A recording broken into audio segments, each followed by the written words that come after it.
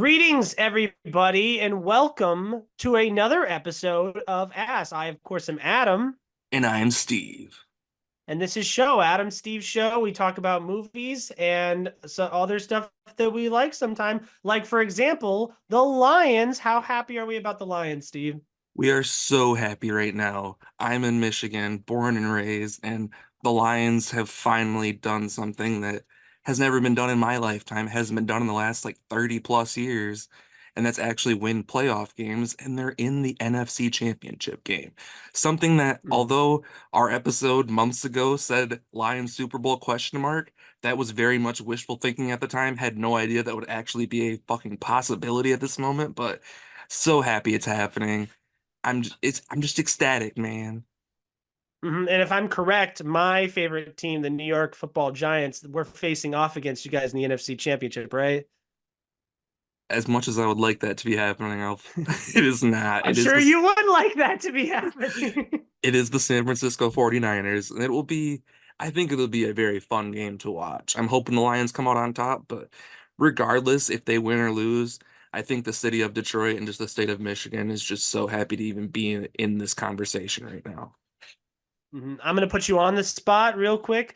The Lions are 7-point dogs. What do you think the final score is? Do you have any big predictions for the game here? I'm thinking it's going to be a close scoring game. It's going to be higher up, maybe like a 28-31 Detroit maybe. Let's go. All right. Hi. So everyone bet the over. Take Detroit. Take Detroit on the money line. Okay. I like doing alternative spreads. So I'll probably put like Detroit plus 10.5 or something and parlay that with like an alternate over under receiving yards. Like, oh, I'm on Ross St. Brown will get 25 plus receiving yards. Yeah, gee, I hope, you know? Yeah, I mean even something with Jahmyr Gibbs might be fun too because he's been going off lately. Yeah, well, they're definitely a fun team, and I didn't realize how much people like they're not fans of the Niners or dislike the Niners, so they seem to be the villains. So we'll all be pulling for the boys in blue, the Detroit Lions, to be winning the NFC Championship and then the Super Bowl this year. America's new team. hmm But enough about football and sports. This is a movie show, and we're here to talk about some movie stuff. Steve, you've been watching some movies. What have you been watching? So the last movie I've actually seen in theaters, which unfortunately has been weeks now, but it was in 2024, I finally got to see Poor Things with Emma Stone and Mark Ruffalo, and that movie lives up to the hype. Everyone's been talking about how funny it is and how like creative Yargos was with this while still being like a contained story, but it is so great. It honestly may have even broken into my top 10 of the year. We'll see a little bit later, but I mean, I loved this movie. I think it was a great performance from both Ruffalo and Stone. They both did such weird stuff that's very much out of their normal realm, especially Mark Ruffalo playing like this villainous role and just going off the wall kind of weird. And just the way Emma Stone has to act very physically in this movie. Just so much weirdness in this. We got like Willem Dafoe, a bunch of great people in this cast, but the cinematography, like with Yargos's movies, like The Favorite. I haven't seen Killing of a Sacred Deer yet, but I really want to. But all of his visuals are also insane too, and he just makes such weird, but it's almost like Wes Anderson, but like a depressed Wes Anderson in a way, or like a just kind of like more hands off kind of from a studio Wes Anderson in a way. I don't know how to explain it, but very much visually similar. But I love the hell out of this movie. What do you think? I really, really loved it as well. This is the last movie I saw before the voting deadline for the Critics Association of Central Florida. I had to like email the studio like multiple times and was like, please, like I would love to vote for this movie, so please send it to me. And so eventually I got it. And I remember I watched it like definitely I started at like past midnight. Like I like stayed up on my iPad just outside, just like watching it, super excited because I know it was a big awards contender and all my friends really loved it. And I had a great time with it. I think that Emma Stone is transcendent. The rest of the cast is great. The obviously the cinematography, the production design, in particular the costumes, Yeah. the everything. It's just a technical masterpiece. It's not the I would say it's not the easiest movie to watch just because it's really weird and out there, but that's also like where it shines in its weirdness, all the weird hybrid creatures and erratic human, exaggerated human behavior, you know? Yeah, and it's a very eclectic or like different sense of humor. Like it wouldn't be something you can just show to your parents and they would really laugh and like get it. It would be something you Hmm. kind of have to show to someone who is more kind of open-minded and kind of likes a weird sense of humor in a way. But if you're Hmm. down for some weird kind of just oddly different comedy and just some kind of weird visuals, but also just hilarious at the same time, I think this is a perfect movie for someone who just likes something a little different.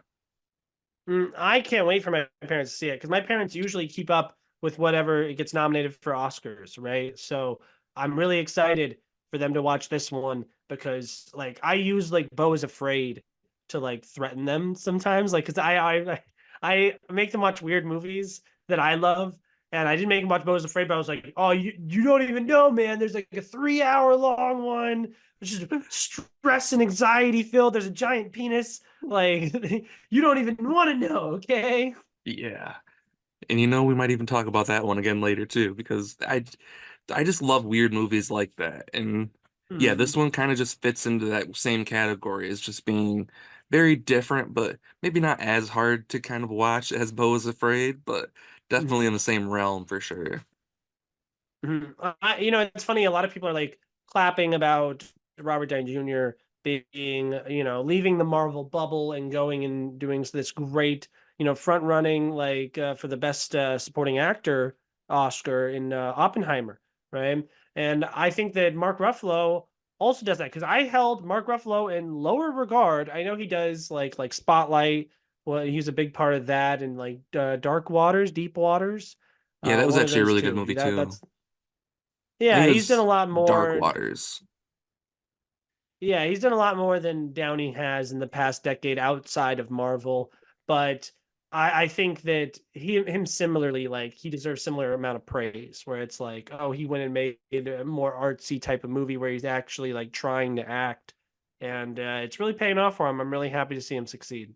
Well, yeah, for years he was like the rom-com boy too, and then he finally did Hulk and stuff and kind of went out of that realm a little bit more. But yeah, this one's the largest leap that he's done in his whole career. Like Robert Downey's done other things like Chaplin and stuff where it's you can show his kind of acting prowess, but yeah, I think Ruffalo honestly deserves maybe even a little bit more praise in my book, just because that role was just such different from anything he's ever really done before. And I actually watched an interview where he was talking about it, and he was just like, "Yeah, I was a bit uncomfortable with some of the things, but Yargos just kind of reassured me that it was just I could do whatever because it's just that kind of movie, and it made it more freeing for him, I guess." So it really showed on screen, I think, too, because like his just like villainous role the whole time was just hilarious.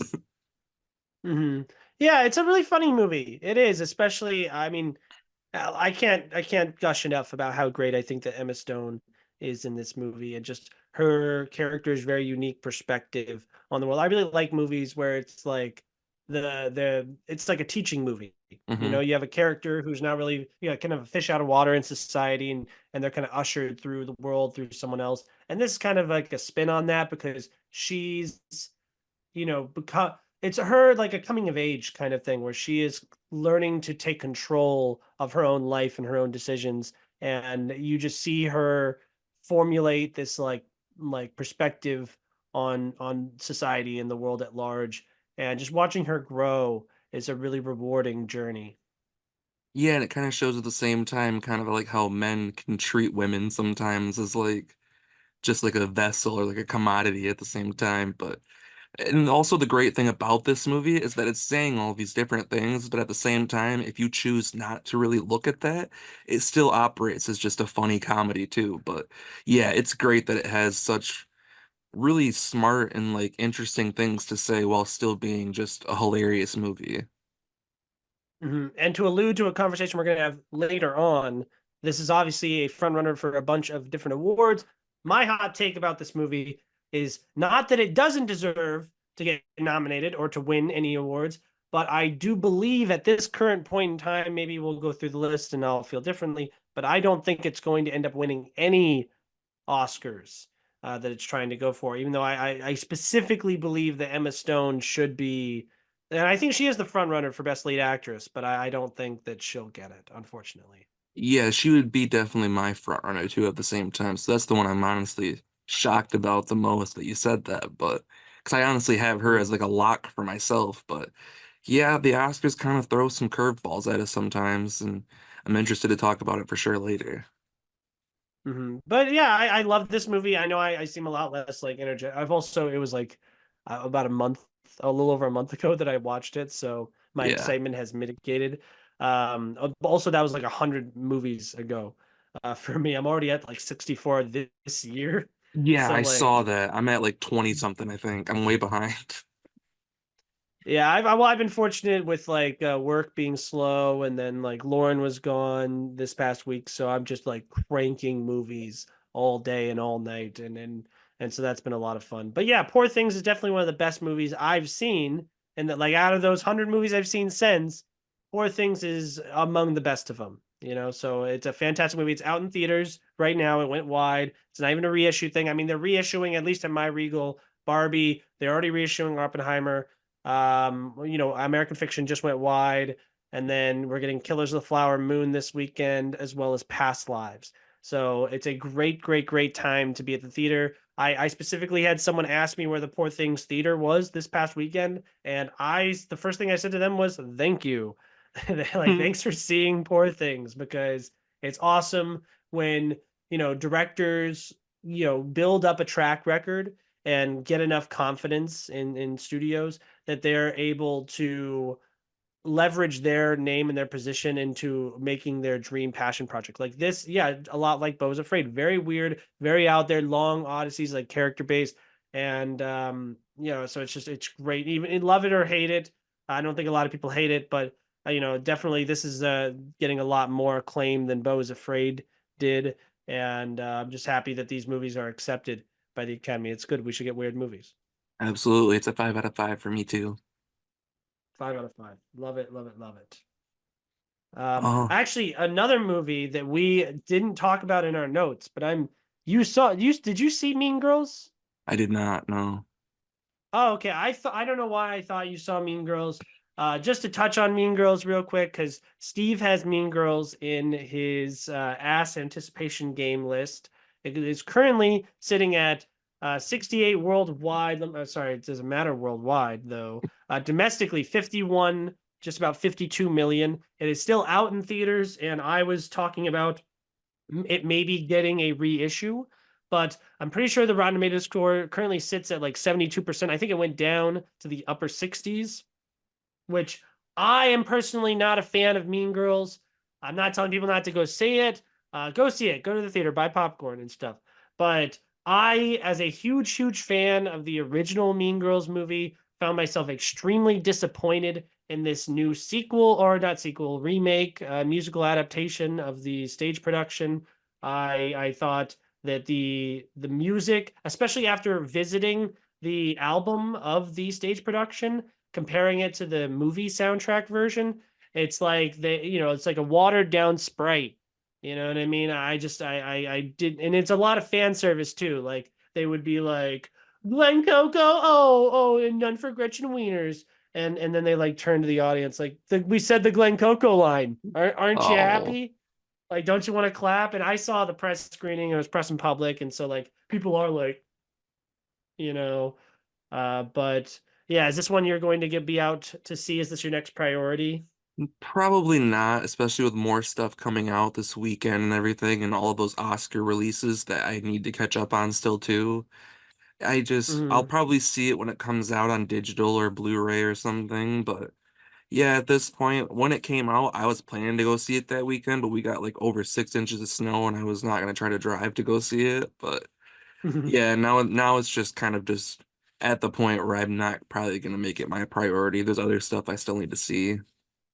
It's very much so like one of those like an encore, like, oh, we loved what you did. Come back out so we can clap for you. Like there's nothing really new that I feel like is added here, and I really resent it. I got really upset with people because like everyone said, even my grandma said this. They were like, "Well, Adam, you're not the target demographic. So of course you didn't like it. And I'm like, oh, so is the target demographic for this movie not supposed to be people who love Mean Girls? It's not supposed to be for Yeah. people who love musicals. Like I understand I'm not a girl. I'm not a teenage girl. In a lot of ways I am.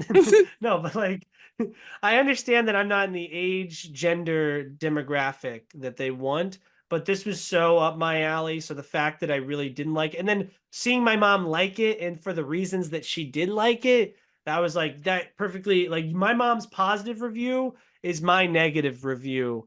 You know Just what I'm switch saying? names. Well, she would just be like, "Oh, like the first thing she said, like, oh, I wish there were more cameos," and I'm like, "That was the worst part was all the cameos. Like that's so annoying." And then she's like, "Oh, I really liked it. She was really happy walking out," and I was like, "Oh, okay. So like, my mom's gonna go see The Color Purple again. She's gonna take my grandma to go see it this time." And I was like, "Oh, you're gonna do that with me? You're gonna go watch that again, but with grandma?" And she was like, "No." I was like, oh, okay. Well, my mom likes to buy the CDs or like put all this stuff on her Spotify, whatever, and listen to it in the car. You gonna listen to any of the songs? Like any of these songs you're gonna download to your playlist again? She's like, no. And I'm like, okay, so then what's the point? What's the value in this movie if I'm not going to like be listening to any of the songs afterwards, or like, and I didn't enjoy clapping because whatever that whoever showed up. You know what I mean? Yeah, and yeah, just like you were saying about not being the target audience, I'm also a fan of musicals, and Mean Girls is like one of my favorite comedies of all time, so I should be in that audience too. But yeah, at this point, from hearing everybody talk about it, I'll see it when I see it, and hopefully, like maybe at home, I'll probably enjoy it more than probably sitting in a theater at this point, because it'll be an empty theater more than anything, and that just seems like Mhm. even more sad.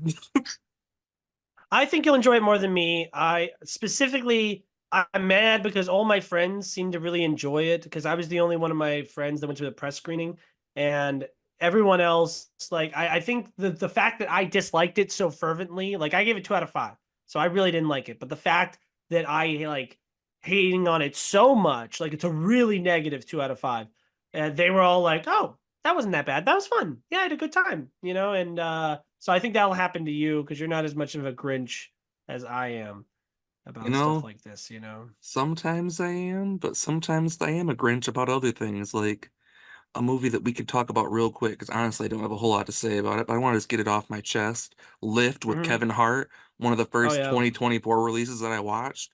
Fuck that movie all the way. Like, I don't understand why it was made, especially with Kevin Hart. Like, use almost any other actor. Why use a guy who's known for being silly funny in like this James Bond type role with like this group with it's like a movie that we've seen a bunch of times. We're like, oh, this group is bad, but they're actually really good guys and they're doing stuff for good reasons and blah blah blah. And it's just it was so boring. I couldn't get into it. I like movies like that sometimes, but even the cast, it just felt wrong. Like Kevin Hart, why cast a guy like Kevin Hart who probably cost a lot of fucking money to get for a role that literally almost anybody could fill and probably do it much better and much more convincing because it's like him playing like the suave, sexy guy. It's just like I'm expecting you to crack jokes and you're just not doing it, and it just feels really odd. I definitely support what you're saying there because yeah, Kevin Hart's usually like, short, high-pitched voice, yelling, being very like, eccentric and whatnot. And here he's very laid back and reserved. And he's supposed to be like this cool, hot, sexy guy, which Yeah, I mean he's not ugly or anything, but like, no, I don't know. I wouldn't kiss him, but did you ever see that commercial with Arnold Schwarzenegger where he was like, "Oh, Netflix has the action movies and they're going to be all these action movies coming out." Yeah, this is what I thought about like the entire time. I was like, "Oh, this is one of their like generic like movies that don't exist. It's a fake movie like Red Notice or yeah, like like most of The Gerard Gray Butler's Man." movies.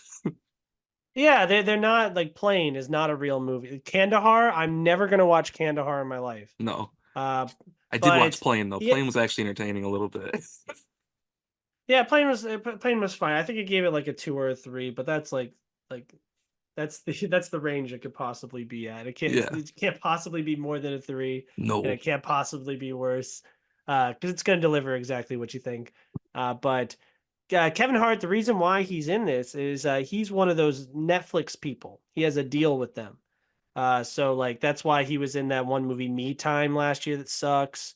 There was that other one with Woody Harrelson that came out like last year. I totally forgot what that was because they're not real. These are not Yeah, real movies. I watched that one too. Did he I do one with Mark Wahlberg or something too, or was that someone yeah, else? that was Me Time. Yeah, I watched that one too. That was, yeah, these are all just terrible movies.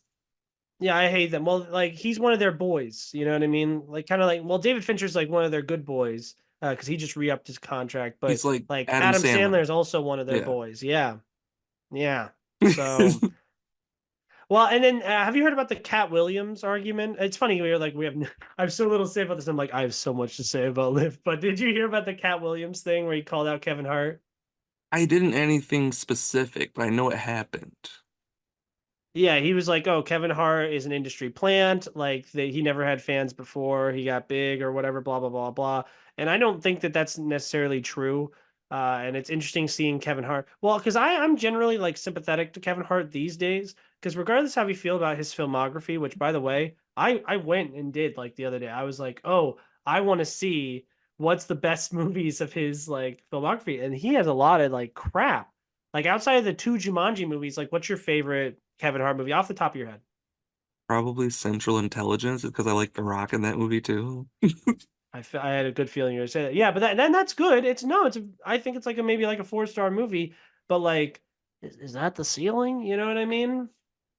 Yeah, I mean, yeah, he really built his career kind of in a bunch of little cameo roles in different movies, and that's kind of what he became known for. But yeah, I don't necessarily agree with what Cat Williams said, but at the same time, Cat Williams kind of had the same trajectory in a way because he was like the side character in a lot of movies, kind of like Kevin Hart was too, while he was still doing stand-up.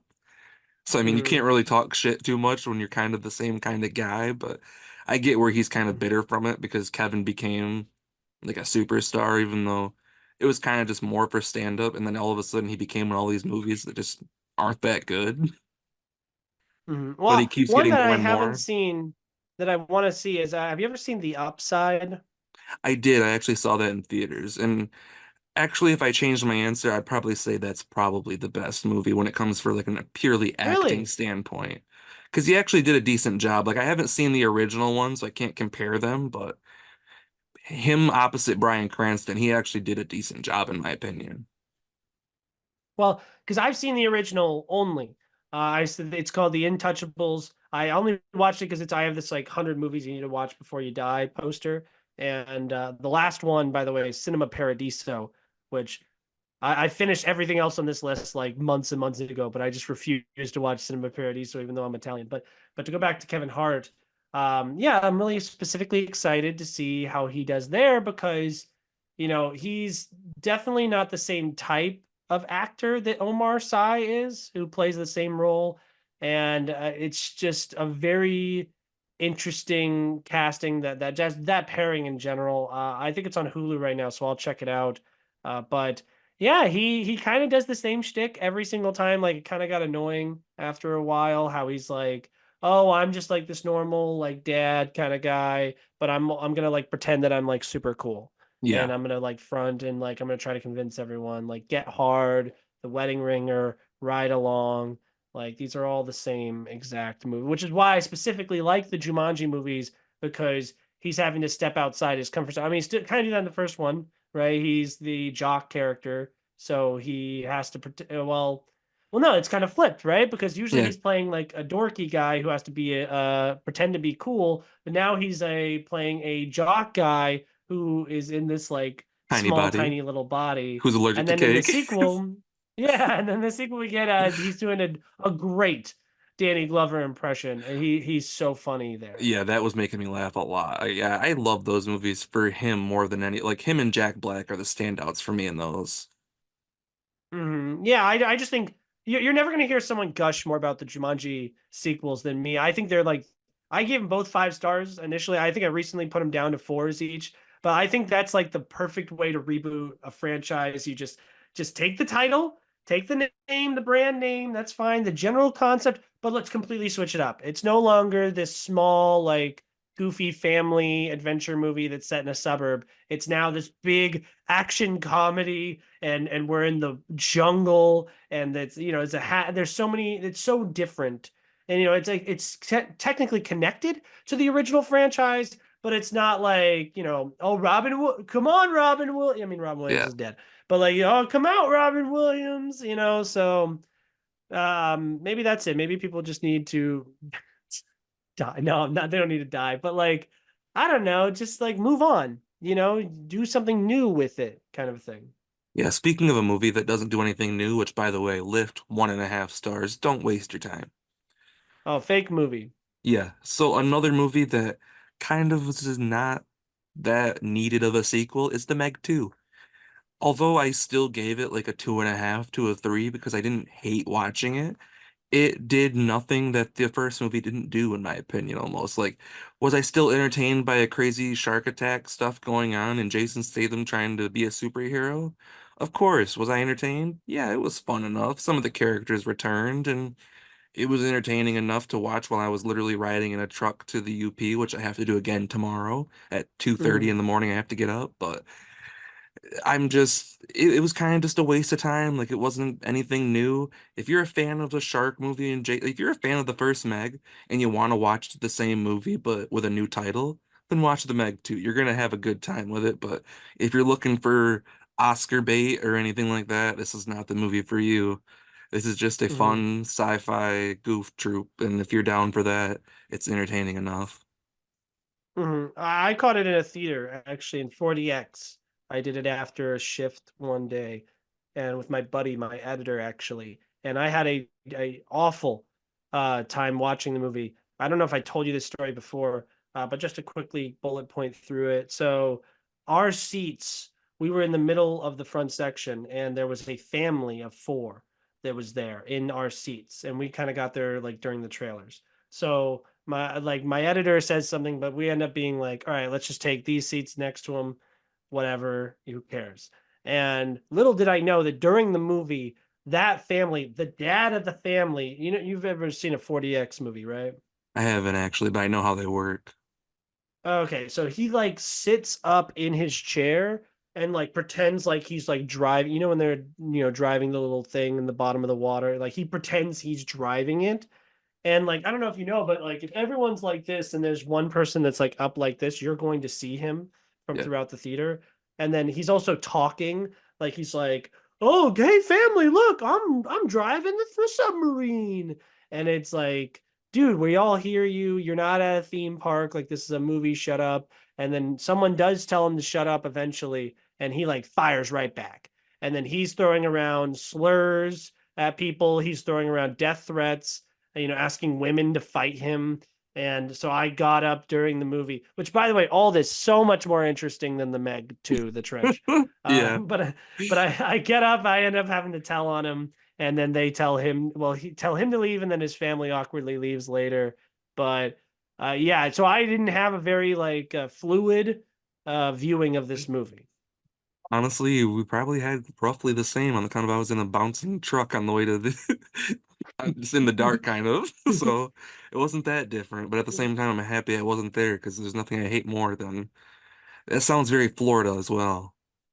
But just Yeah, movie. it was terrible. That's why I compared it to the theme park thing, because they're like, "Oh, I just got off the Minions ride, and this is just like that." Yeah. But yeah, it's a bad movie. Kind of reminded me of that. This is the first time I'm thinking of this actually, which is crazy because I watched this in August. But it reminded me of that Godzilla movie that Roland Emmerich did in the 90s. You Oh, know how there's like a whole subplot where we're like worried about this raptor-sized Godzilla babies? kind of. It's been so long since I watched that.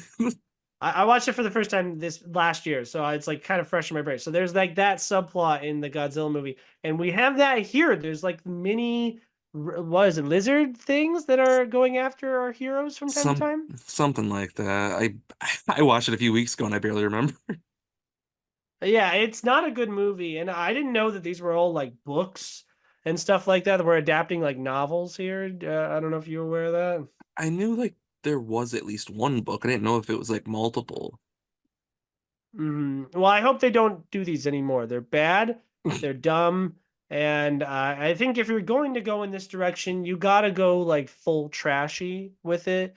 Like, I don't get me wrong, I love the opening. Like the trailer for this movie is like the best. It's better than the whole movie. Like the whole we have, I think it was like a little lizard guy, and then he gets eaten by the T-Rex, and then the T-Rex gets eaten by the shark, and that's like super badass. But you got to go like the Piranha 3D. Let's make it R-rated, super raunchy. Like, Yeah, just do that. that's really what I wanted from the first Meg movie, and I was hopeful that maybe they'd correct some of that. But yeah, if they went full Piranha 3D, it would be way better. But another one to quickly go over because it's not one that's really all that memorable. Gran Turismo. I gave it a 3 out of Mhm. 5. That's another one that like I enjoyed it for what it but was it a Sony commercial? 100%. Like the story Mhm. was okay, like oh, a video game kids becomes this like great racer. Whatever. It's not a story that's really out of this realm new, but I was entertained by it. I don't know a whole lot about like the Gran Turismo like style racing that much yet, so that was kind of fun to watch. But other than that, I like Ford v Ferrari a bit more, and the racing scenes kind of reminded me of that. And I thought the Ford v Ferrari stuff was filmed a bit better too. So, but it was Mhm. fine. I like Ford v Ferrari infinitely more than Yeah, I like Gran Turismo. So I have somewhat sour feelings about Gran Turismo in general because I think it's really slimy what Sony did with the whole writer's strike with the marketing of this movie, yeah, where it was like they had premium fan screenings, like one at 3, one at 7 on like Friday, Saturday, Sunday for like 2 weeks. And they were like, hopefully word of mouth will help people to want to see this movie. And there's a lot of fans of the game and stuff, which is really nice to see. But you're right, it's just a Sony commercial, and it's the most standard like story you've ever seen. I'm not a big like I don't like David Harbour anymore. He just seems to be in a lot of things I don't like. And then also the Legolas is like back from the dead, and he's in the movie for some reason. And then even the guy who plays Gran Turismo, the main guy, he's fine.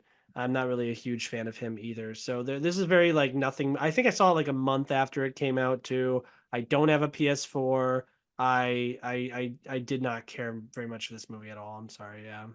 yeah. I already bought a PlayStation before I saw it, so they couldn't get me there. But yeah, I like David Harbour in it, but that's about all I really liked. Like, and like I said, I like the racing stuff. But if you want to watch a great racing movie, watch Ford v Ferrari. I think it was filmed way better. Mhm. And it's just a greater story too. I think I gave this a 2, which I think I also gave the Meg 2 a 2. I may have given that a 1. I But gave this is Meg 2 a better two and than a the Meg half. 2. Yeah, Yeah, absolutely. and I will say we have a mutual friend. Do you remember? Well, obviously you remember Tristan. I called him and talked to him, and he brought this movie up to me. Gran Turismo. He's like, he never goes to the theater that often. He's like, yeah, I saw that because he's really into like racing and cars and stuff.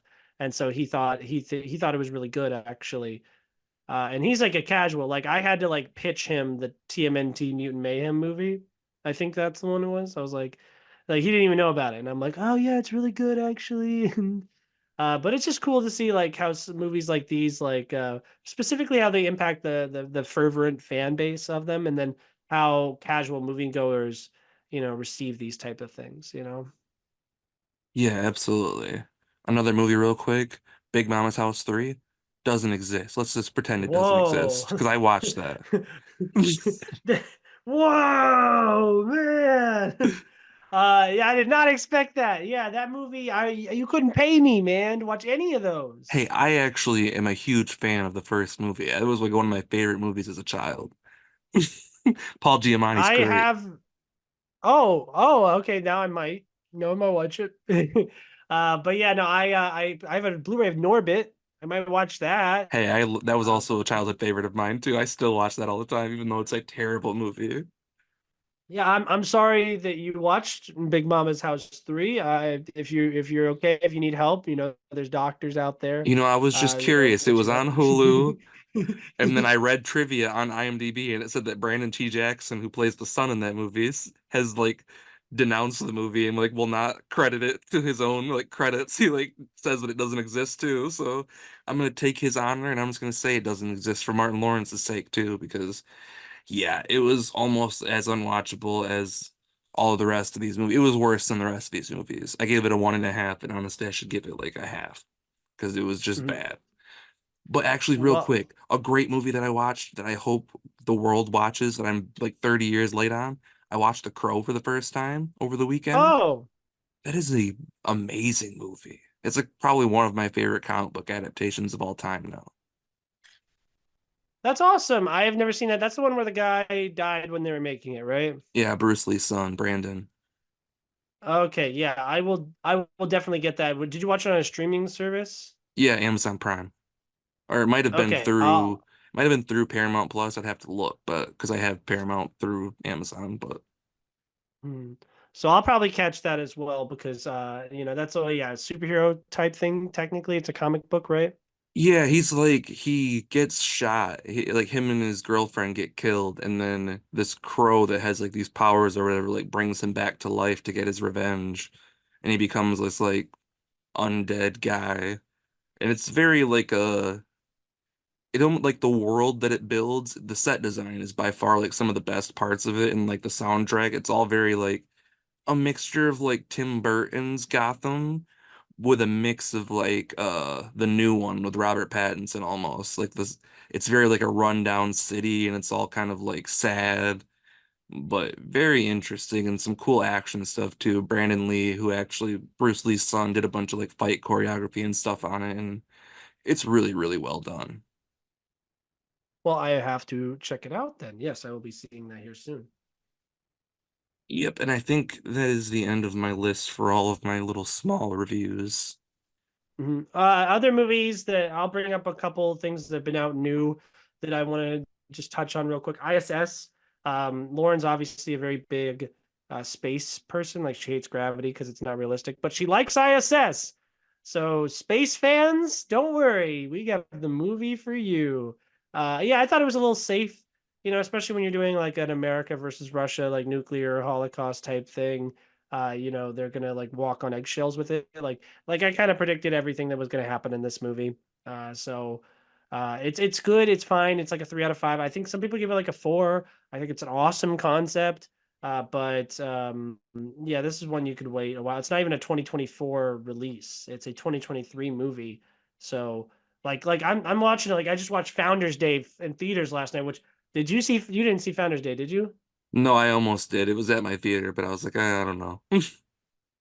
I would personally recommend that to you in particular, because I think it's up your alley, especially if you like Thanksgiving a lot, right? I literally just pre-ordered it. Yeah, I love that movie. Hey, boom, right there. Already, it's like a rip off of that kind of, because you know how like there's like twin movies like Bugs Life and Ants, Yeah. stuff like that. Like this, it's the same thing. It's another like murder mystery centered around like a patriotic holiday. The big ensemble cast. So yeah, I think you'd really like it. And just know that it is trying to go for like the cheese ball, because I went into it thinking it was like a straight up type of horror movie. And so when every character was acting like a cartoon, I was like, "Oh, this is really annoying, and everyone sucks." And then like they kind of amped it up a little bit after a while, or they just didn't like let up with how goofy they were being. And I was like, "Oh, I can embrace this and kind of enjoy it a little bit with how silly that it's being." But yeah, Founders Day. It's another 2023 movie that came out in 2024, but I think you would have a good. It's like Scream Six. You love Scream Six. You'd like this type of thing. Cheesy horror is always going to be up my alley, regardless if it's like high quality or not. So I'll definitely check it out and let you know. Yeah, I give it like a 2. I'm not a fan. My editor gave it like a 3. He liked it. I also like napped on and off for the second act, and I also pooped during the movie. I never go to the bathroom, and I really had to poop, but I was really annoyed with the movie. I was really annoying. So, Damn. but I'm recommending it. I just wasn't in it was not for me. It's just not for Yeah. me, kind Yeah, of. it definitely sounds like something that'd be up my alley, but I can understand why you wouldn't like it. Oh yeah, real quick, role Mhm. play, Amazon. Sucks. Don't watch it. Save your time. I want to personally apologize to you because I fully believe if I never watched that, you wouldn't have watched it either. Is Yeah, that I true? that is a true statement, I think. I was seeing it on Amazon and I was like, you rated it and Chad had rated it. Those are the only people I follow on Letterboxd that had rated it, and you both gave it like 1 star. I was like, I gotta see how bad this shit really is. Yeah, it's one that I watched. I think you said this in your review, and that really resonated with me, which was it was when I looked it up. The only reason I watched this movie is because I went to Letterboxd and I went to 2024 movies stream, And I was like, because I want to get to 10 movies so I can start my power rankings. I love doing that. It's like a fun thing that I can keep up with my top 10 list throughout the year. And it's like, oh, role play was one of that's why I watched Lift too. Role play was one of them. And I was like, oh, cool, 90 minutes. Let me get that shit out of the way. And I did. And then afterwards, it's like, oh, sorry, did we say 2024? Actually, we're a 2023 movie. Yeah, yes, exactly. I was like, I'm counting it regardless, because I want to get it out of the way. But holy shit, that movie was pointless. Like David Oluyo or whoever you say his name, I apologize, but he was fine in it. But like Kaylee Cuoco just did not feel believable as an assassin whatsoever. Like the music made me want to think the action was so much better than it actually was. It was all like boom, boom, boom, boom, boom, boom, boom, and it was all like action off screen and shit, like all the time. Like it was like worse than like a Bourne movie when it came to like cutting and everything, like on action every single minute you're shooting to like a different angle, so it's like you're not really actually touching each other whatsoever. We're actually doing any like choreography worth shooting. So it was just kind of embarrassing that it even wanted to like make itself an action movie in a way. Like if it would have just stuck to the comedy more, it probably would have worked. But yeah, I gave it 2 stars being generous, but it didn't really deserve that. It's more of a 1 star movie, and yeah, it felt way longer than 90 minutes, even though it was just a 90-minute action comedy, but it lacked the action and it lacked the comedy. Yeah, not a fan. Did you ever see Gringo? No. I was telling someone that I watched this movie and I was like, yo, how David Oyelowo has fallen. And I was like, yeah, it kind of reminds me of like Gringo a little bit, like a weird like comedy that he's in. And like I had a hard time explaining that movie to someone, but I saw that and I saw it in a theater. It's a real movie. Hmm. But yeah, he was like Selma, like he was like Martin Luther King, and he like may have he didn't get an Oscar nomination, but he was worthy of getting an Oscar nomination. And so to Absolutely. see him with the Big Bang Theory girl, like, shut up. Like, this movie sucks. It's gross. Yeah, she's a good like voice of Harley Quinn on the show on HBO or whatever, but other than that, I'm not really digging anything she's done live action so far. Yeah, I'm not a fan. Not a fan. And then any other movie releases, I caught up on Migration and Anyone But You. Anyone But You still selling super well, at least at my theater. Like, there's like constantly like 50 plus people coming out of that theater. They actually bumped it up to a larger theater, like because they moved to a smaller one because it's been out for over a month, and you'll still see like a full like audience this weekend. Like I saw it on a Sunday night at 10 o'clock and everyone was there. And the movie starts out like right away. Sydney Sweeney's like walking like quickly in her like business attire, and like her boobs are jiggling, and my entire audience giggled like little girls. And I was like, "Yep, that's the movie I'm here to see." Yeah, I forgot that movie even came out. It was kind of off my radar completely, but I did see it getting like pretty like decent reviews anyway. It seemed pretty Oh yeah, I give it popular like a among 4 out of people. 5. It's kind of like Jumanji in the sense that I'm like, oh, a great way to reboot Much Ado About Nothing. Just take the basic concept, and just make it your own kind of thing. Like use it as a blueprint, but we're not like, it's like an adaptation of a thing. So it's I guess a little bit of a different scenario, but yeah, it's a raucous good time. Everyone, it's exactly the type of movie we need. We don't get these anymore, and so to see this one succeed at this level is like really exciting. And then last but not least, I saw Migration.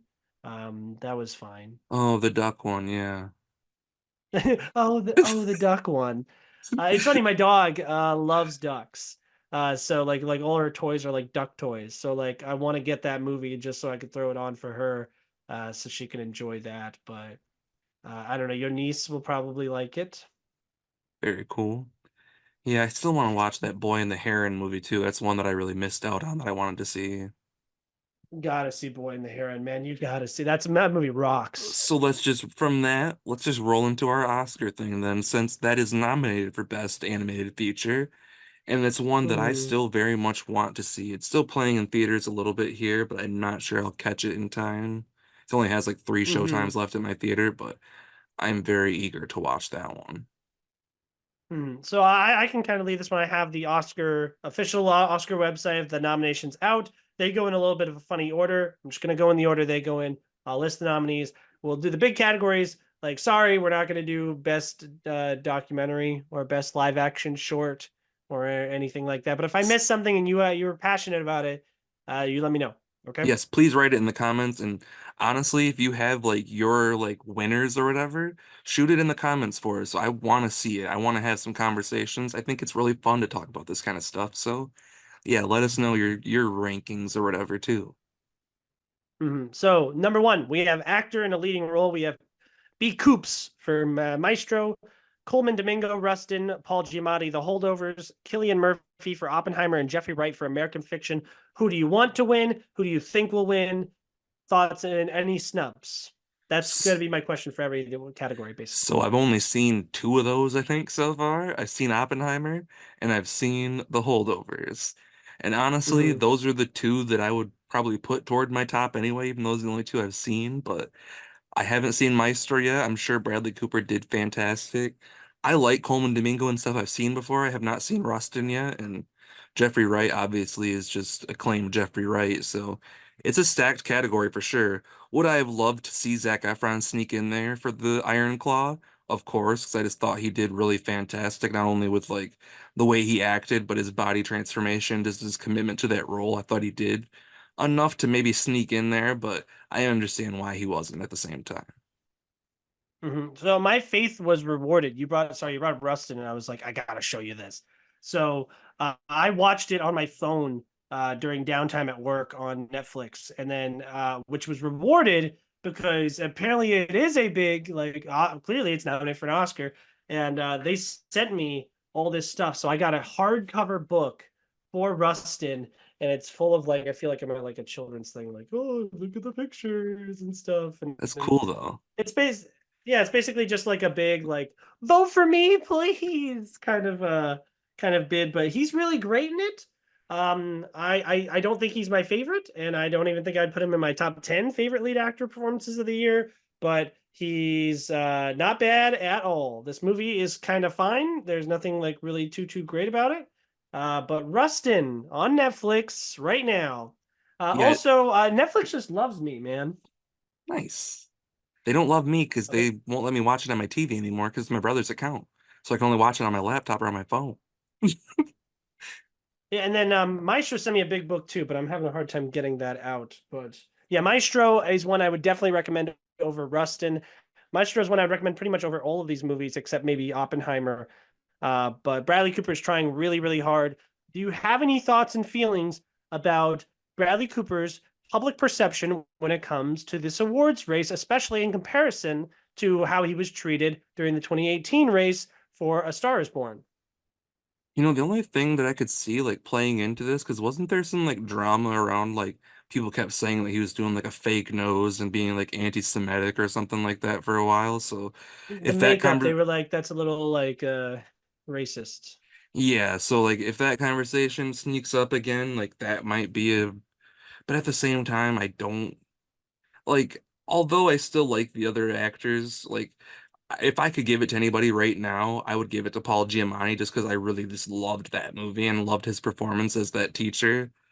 But yeah, I hope that Bradley Cooper can get in there just because he definitely deserves it. It's unfortunate that he's just been out of reach almost a couple times now, but I want to see that movie. It's been on my list for a while now, but yeah, I'm hoping like if not Paul Giamatti, then I'd like it to go to Bradley Cooper because like Cillian Murphy's kind of the safe bet. I liked him a lot. I thought he did fantastic, but I'm always rooting for kind of the underdogs a bit more, and they have enough nominations. They have like 13 or whatever. Yeah, the whole conversation, yeah, because you talked about the nose for Bree Coops, but also he's just so desperate. You know what I mean? Like he was like, "Oh, I'm embarrassed I didn't get a direct nomination. That's my first time out. Like screw you," kind of a thing. And then now with this one, he comes out and he says shit like, "Oh, like," because someone asked him like, "Oh, would you rather the Eagles?" Because he's a big Eagles fan. Would you rather the Eagles win the Super Bowl or Maestro win like sweep all the awards?" And he was like, "Oh, I'd rather the Eagles win the Super Bowl." And it's like, shut up. We know how hard, like, oh, I practiced conducting for 6 years and I just finally got it right. And I put on all this makeup and I did the voice and all this. I was so eccentric and weird. And it was artsy and it was a movie about film. Like it was about like a great artist. And this is like has all the ingredients of a big Oscar movie. And it's produced by Spielberg and Scorsese. Like fuck off, man. He's so desperate. So when everyone's like trashing him for not being successful in this awards race, talk about a movie that won't win anything. Maestro. By the way, I love Maestro.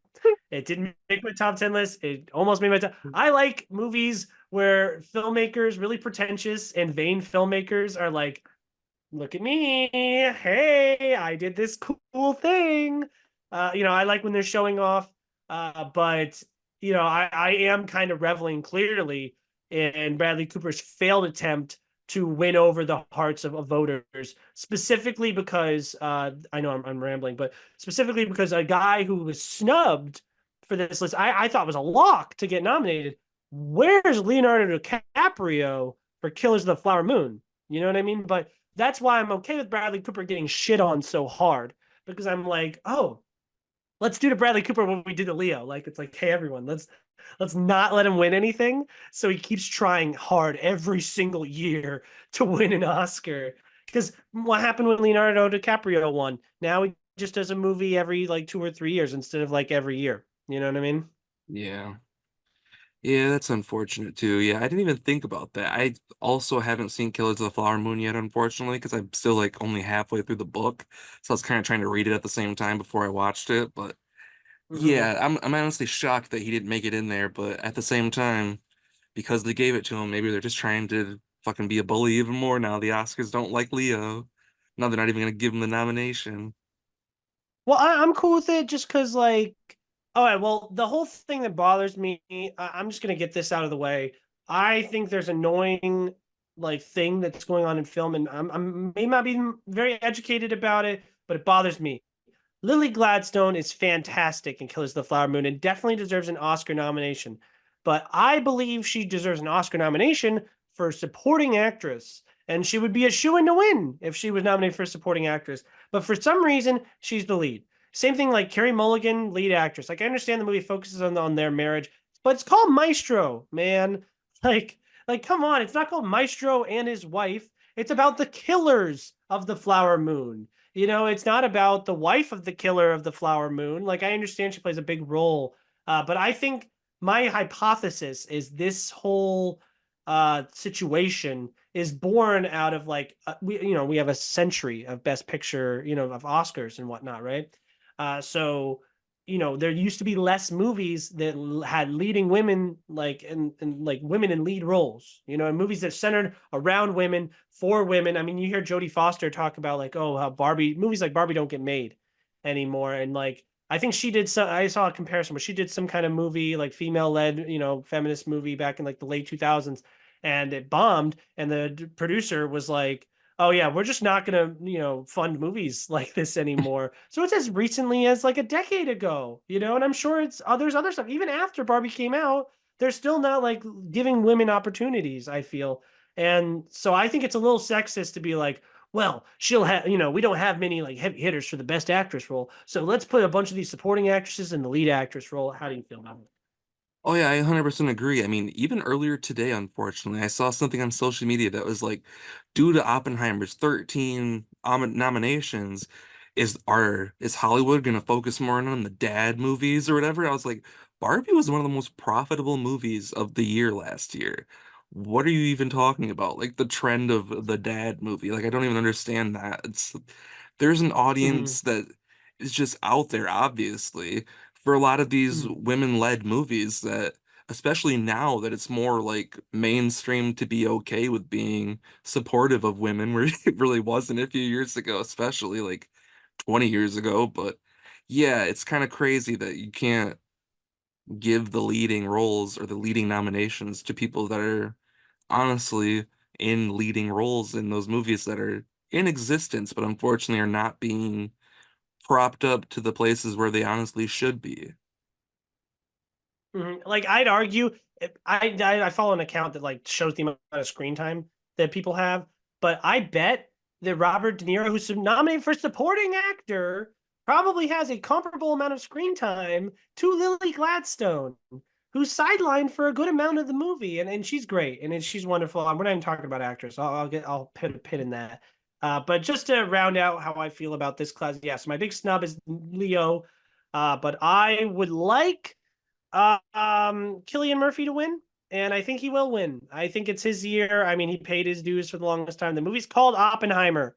You know, Yeah. he is the lead, whereas I feel like that's where Paul Giamatti might suffer a little bit, in that like Davine Joy Randolph is definitely a supporting actress, but I feel like it's kind of also Dominic Sessa's movie as well as If not Paul Giamatti's more, movie. if not more than Paul Giamatti, yeah, I would agree. Exactly. So like, and while I love Paul Giamatti and like I love the character that he did, and I think he's due as well, I think that's a situation where it's like he's still gonna be on the cutting room floor. Like he's not gonna get his due, man. It's gonna be Murphy.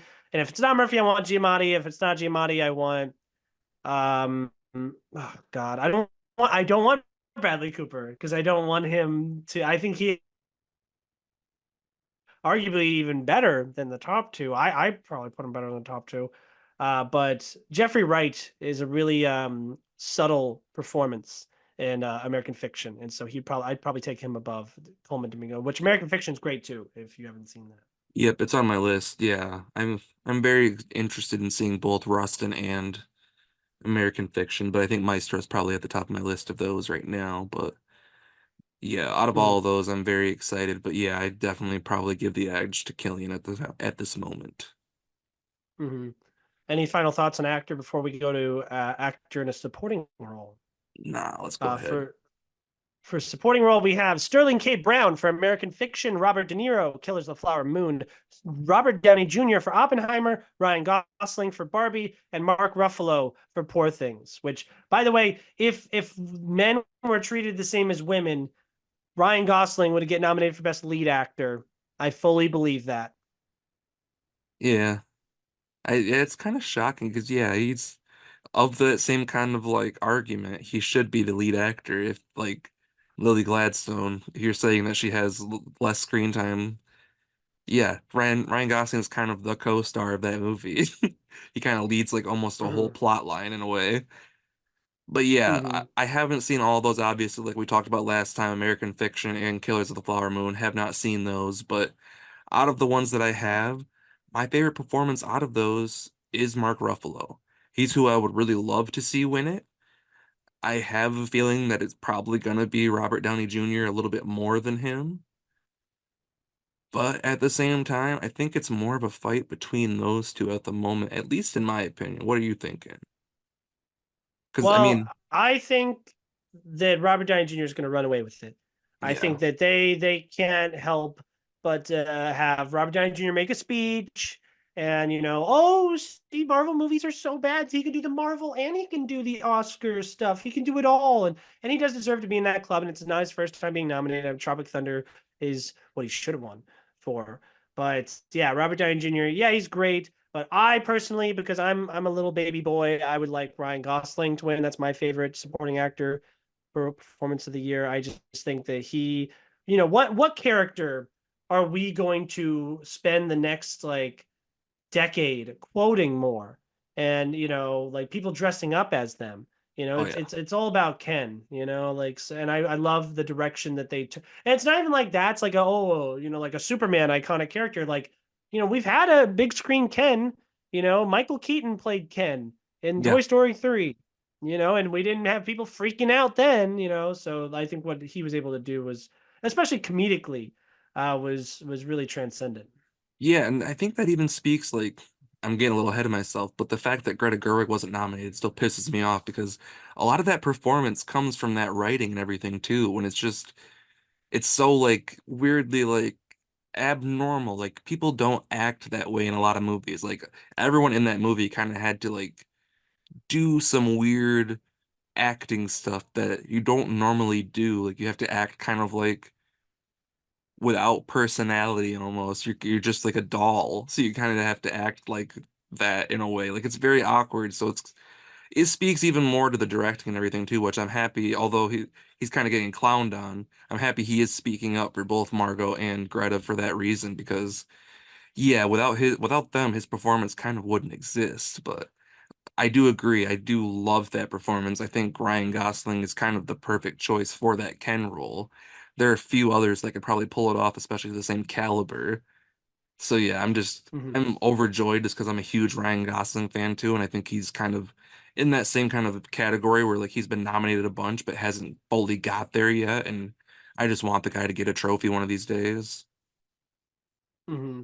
No, I have very strong feelings about the Barbie thing. I'll hold my retort to that, and we get which that's next lead actress. So, but I do want to particularly shout out Sterling K. Brown. There's a scene in American Fiction that had me like on the verge of tears. Man, he's a wonderful actor, and it's awesome to see him getting recognized. Yeah, I'm ecstatic to see him getting recognized because although I haven't seen this movie, I'm a huge fan of Sterling K. Brown, even from like This Is Us on television and a couple other roles that he's had in different movies. But the dude's a phenomenal actor. So to see him also, he's already won like Emmys before. So to see him get in this role too, it's just like badass that he's getting all these different nominations. And it just kind of proves that he is like way better than a lot of people give him credit for. Any snubs, by the way? Not as much here. Like, of course, like Iron Claw, I just love that movie so much. So I'd love to see like a Jeremy Allen White or something sneak in there. But at the same time, I don't really think it was like as extraordinary as like a Zac Efron, but or even actually like the Hmm. dad in that movie. I forget what that actor's name is, but even he Hmm. with playing Fritz was kind of it was a hard role to kind of tackle, but he did it really well. Unfortunately, I was a little like when Ironclaw didn't receive any nominations. Because I know. I like it's a good movie. It's like a 3 out of 5, but like everyone would like love, and everyone's so mad on Twitter. They're like, "Oh, no, how did Ironclaw not get nominated for anything?" And I would like to see Zac Efron. Like, it would have made me smile just because I really like him and I think he does a great job.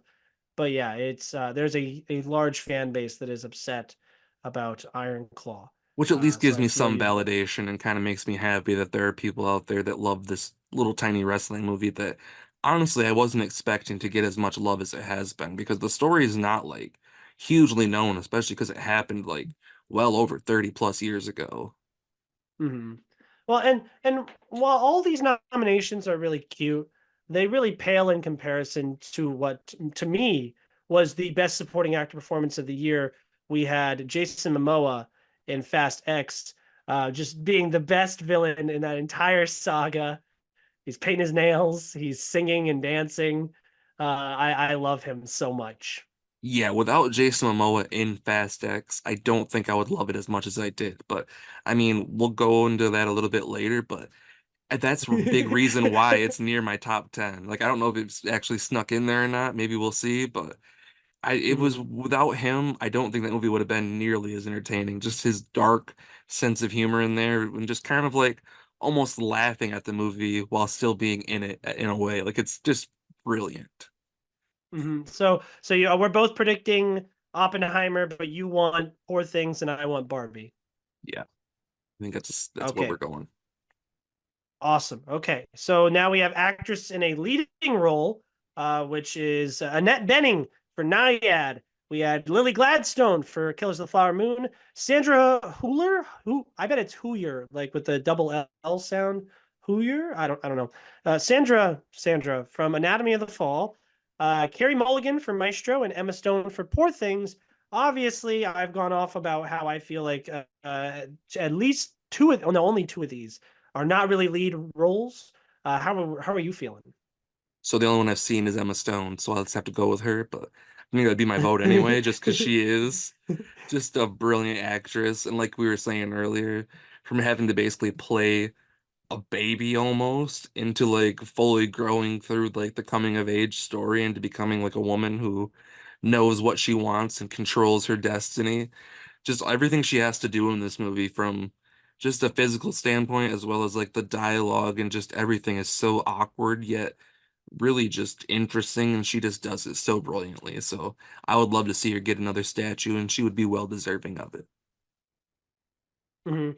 Um, so I'll carry you know, I mean, obviously I spoke about how much I love Emma Stone earlier, so I'll more so talk about the other nominees. Annette Bening and Nyad, huge win for your boy A Daddy D, baby, because I was one of my only friends who went to that press screening and I liked it. And I was one of the only people who really liked it because I was like, yes, that bitch swam so far. And That like she was so gross afterwards. is that the one with Jodie It was Foster in it or inspiring. something? Yeah, she's nominated too, baby. And I Yeah. had my editor being like, "You want to have a bet on whether or not these things get nominated?" And I was like, "No." But I liked it, and guess what? They sent me a box. I got a reusable cup. I got this. Did they I give you a got this. swimming It's like a cap? giant. I'll like unfold it because I don't care. What else am I gonna unfold this in my life? Can Oh, you see it? I nice. can't see. Yeah. It's like Yeah, the girl swimming. she she swam. She swam all that way. And I that's thought awesome. I like afterwards I wanted to like do something, you know, I was inspired. I thought you were gonna pull out a swimming cap. I really did. No, but like in the bottle, it's awesome. It's got a little straw in it, and it's really heavy, and it's cool. And they also sent me something else. I don't remember, but yeah, not a bad movie. It's on Netflix. Check it out, maybe. I also didn't know anything about this whole she swam from Cuba to Florida or something like that. I don't care. But it was a long way, and she swam a lot, and it was really cool learning about that. Interesting. And I keep hearing stuff about Anatomy of a Fall, but unfortunately haven't been able to see it yet. But I've heard it's really good. Oh yeah, kind of your courtroom drama. It's less about solving the case and more about dissecting like how like one moment, you know, and like in someone's most like revealing, their most like insecure, their most like personal moment. Being like having a spotlight shined on it and having it be under a microscope and everyone knowing about your dirty laundry, you know what I mean? And meanwhile, you're just trying to like grieve about your loss and you have a son and just the brilliant movie. I mean, I give it 4 out of 5 just because it's one that I can't really see myself going back to, but Sandra being nominated for actress, that's awesome. I'm really happy for her. Annette Bening didn't need to be nominated, but she did good as well. And I've said what I said about Lily Gladstone and Carey Mulligan, so I will answer your question from earlier about the Barbie thing. So my take on the subject is she was great in the movie. I think I voted for Margot Robbie and Barbie. But who are you taking off this list? You know what I mean? Like maybe I'm taking Annette Bening off, but even still, if I'm taking Annette Bening off, it's not Margot Robbie that I really want to replace her with. I think, and it's not like she was gonna win anyways. No. And like she is also nominated for. She's a producer on the movie, That's, is she not? So is she not no. gonna nominate for an Oscar? Yeah, that's definitely more where I was sitting at, is that it wouldn't exist without her producing it and kind of being like backing it for so long. But yeah, for lead actress, I don't think, yeah, even if she was on there, I don't think she's winning that category for sure. Where's I think, Fantasia Barrino? She was awesome in The Color Purple. yeah, that's one I haven't seen yet either. But I mean, I think this is like Emma Stone's to kind of fumble at this point. Mm. And not to be cynical, I'm gonna be I'm gonna be so cynical. I think what like most things these days, and that's fine and it's good, and I think that there's a lot of good things that come out of this like sensitivity, but Lily Gladstone is going to win because you just know that the Academy is just sitting there salivating out the mouth, being like, "Oh, we're gonna have the first lead actress to be a Native American woman, like in our history. Like, oh, imagine the good press we'll get for that. Imagine what it'll do for Lily Gladstone's career. Emma Stone's won before. She doesn't Yeah, need to win again. And get, just like how Tar, like, Tar was the best performance of last year, Kate Blanchett, but oh, that's kind of weird. And like, oh, like think about the statement that the Academy would be making about Killers of the Flower Moon if she does win specifically, because a lot of people were saying like, oh, it's a movie about the Osage people, but we're telling it from the white people's perspective. So giving the only Oscar, and by the way, that would be the only Oscar that Killers of the Flower Moon would win, is Lily Gladstone. And I think that's fine. So giving her the only Oscar, only rewarding the only Native American person nominated, I think I'm probably wrong about that. I think it's nominated for costume design, and I would be very shocked if it was someone who is white as day who did the costume design. But maybe I'm wrong or ignorant. I'm sorry, but yeah, that's why I think Lily Gladstone. Which currently, if you look at DraftKings betting odds for Best Actress, which you can bet on, you have Emma Stone at -135 odds and +110 for Lily Gladstone, and I would spam Gladstone all day long. Interesting. Let's check it out for sure. Because yeah, I can definitely see that. I mean, I've already seen like posts and stuff on social media where it's like the first nominated Native American actress, and it's like okay, but like don't. Yeah, that's probably what they're gonna end up doing. But is it the best role of the year? Honestly, I can't speak to it too much, but just the fact that Emma Stone had to do so much for that role, it's really gonna make me sad if she doesn't win it. And she's that whole movie too. She Yeah. is the poor thing. Actually, that's a great question. I asked Joe this after I watched it. Uh, who are the poor things in Poor Things? What is that? What is the title alluding to?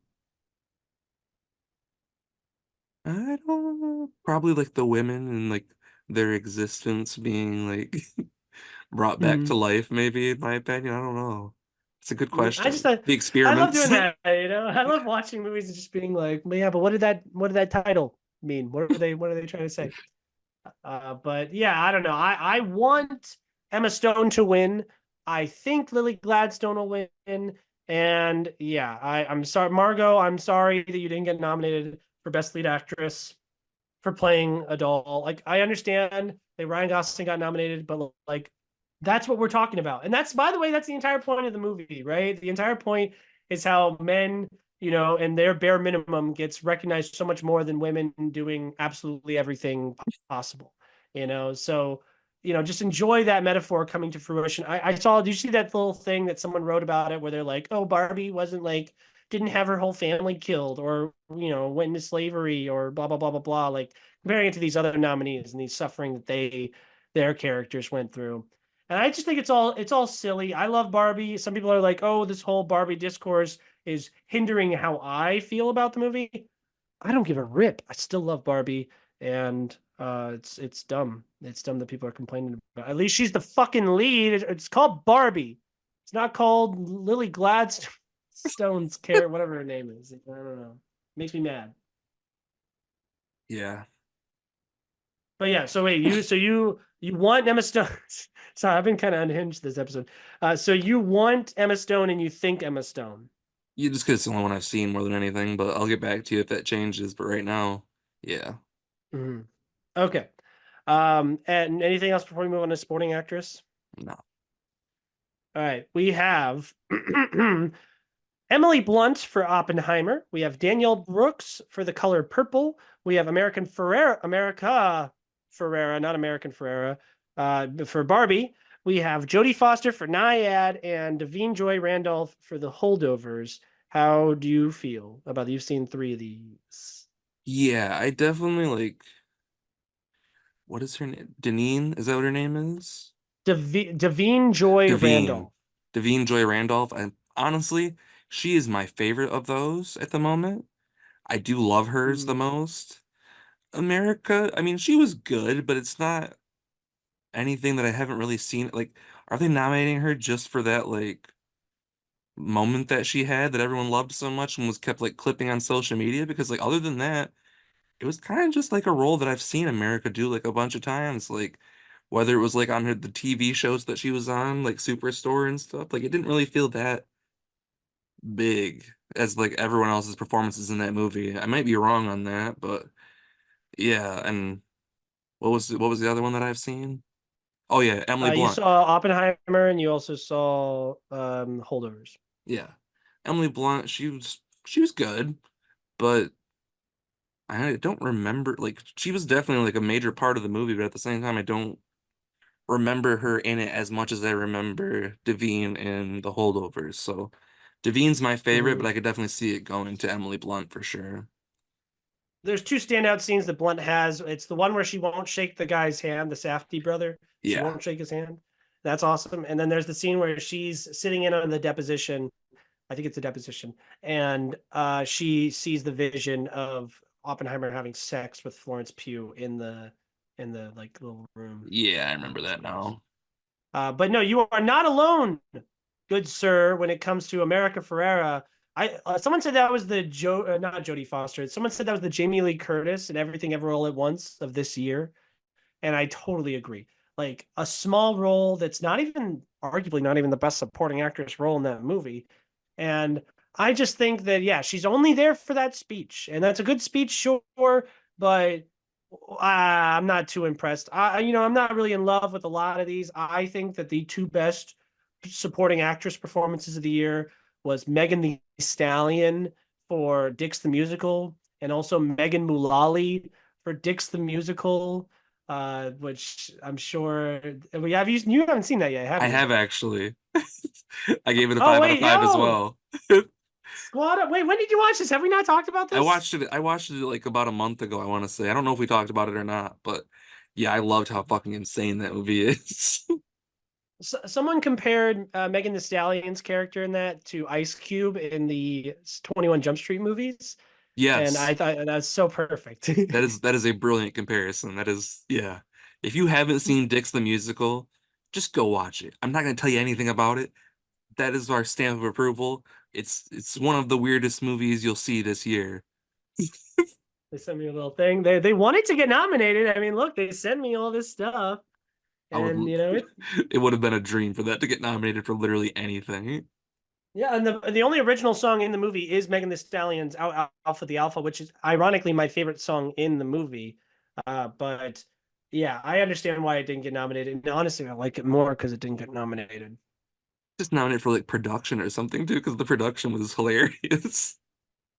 Yeah, I'm so happy with it. I think I gave Nathan Lane a vote for supporting actor in the CACF awards.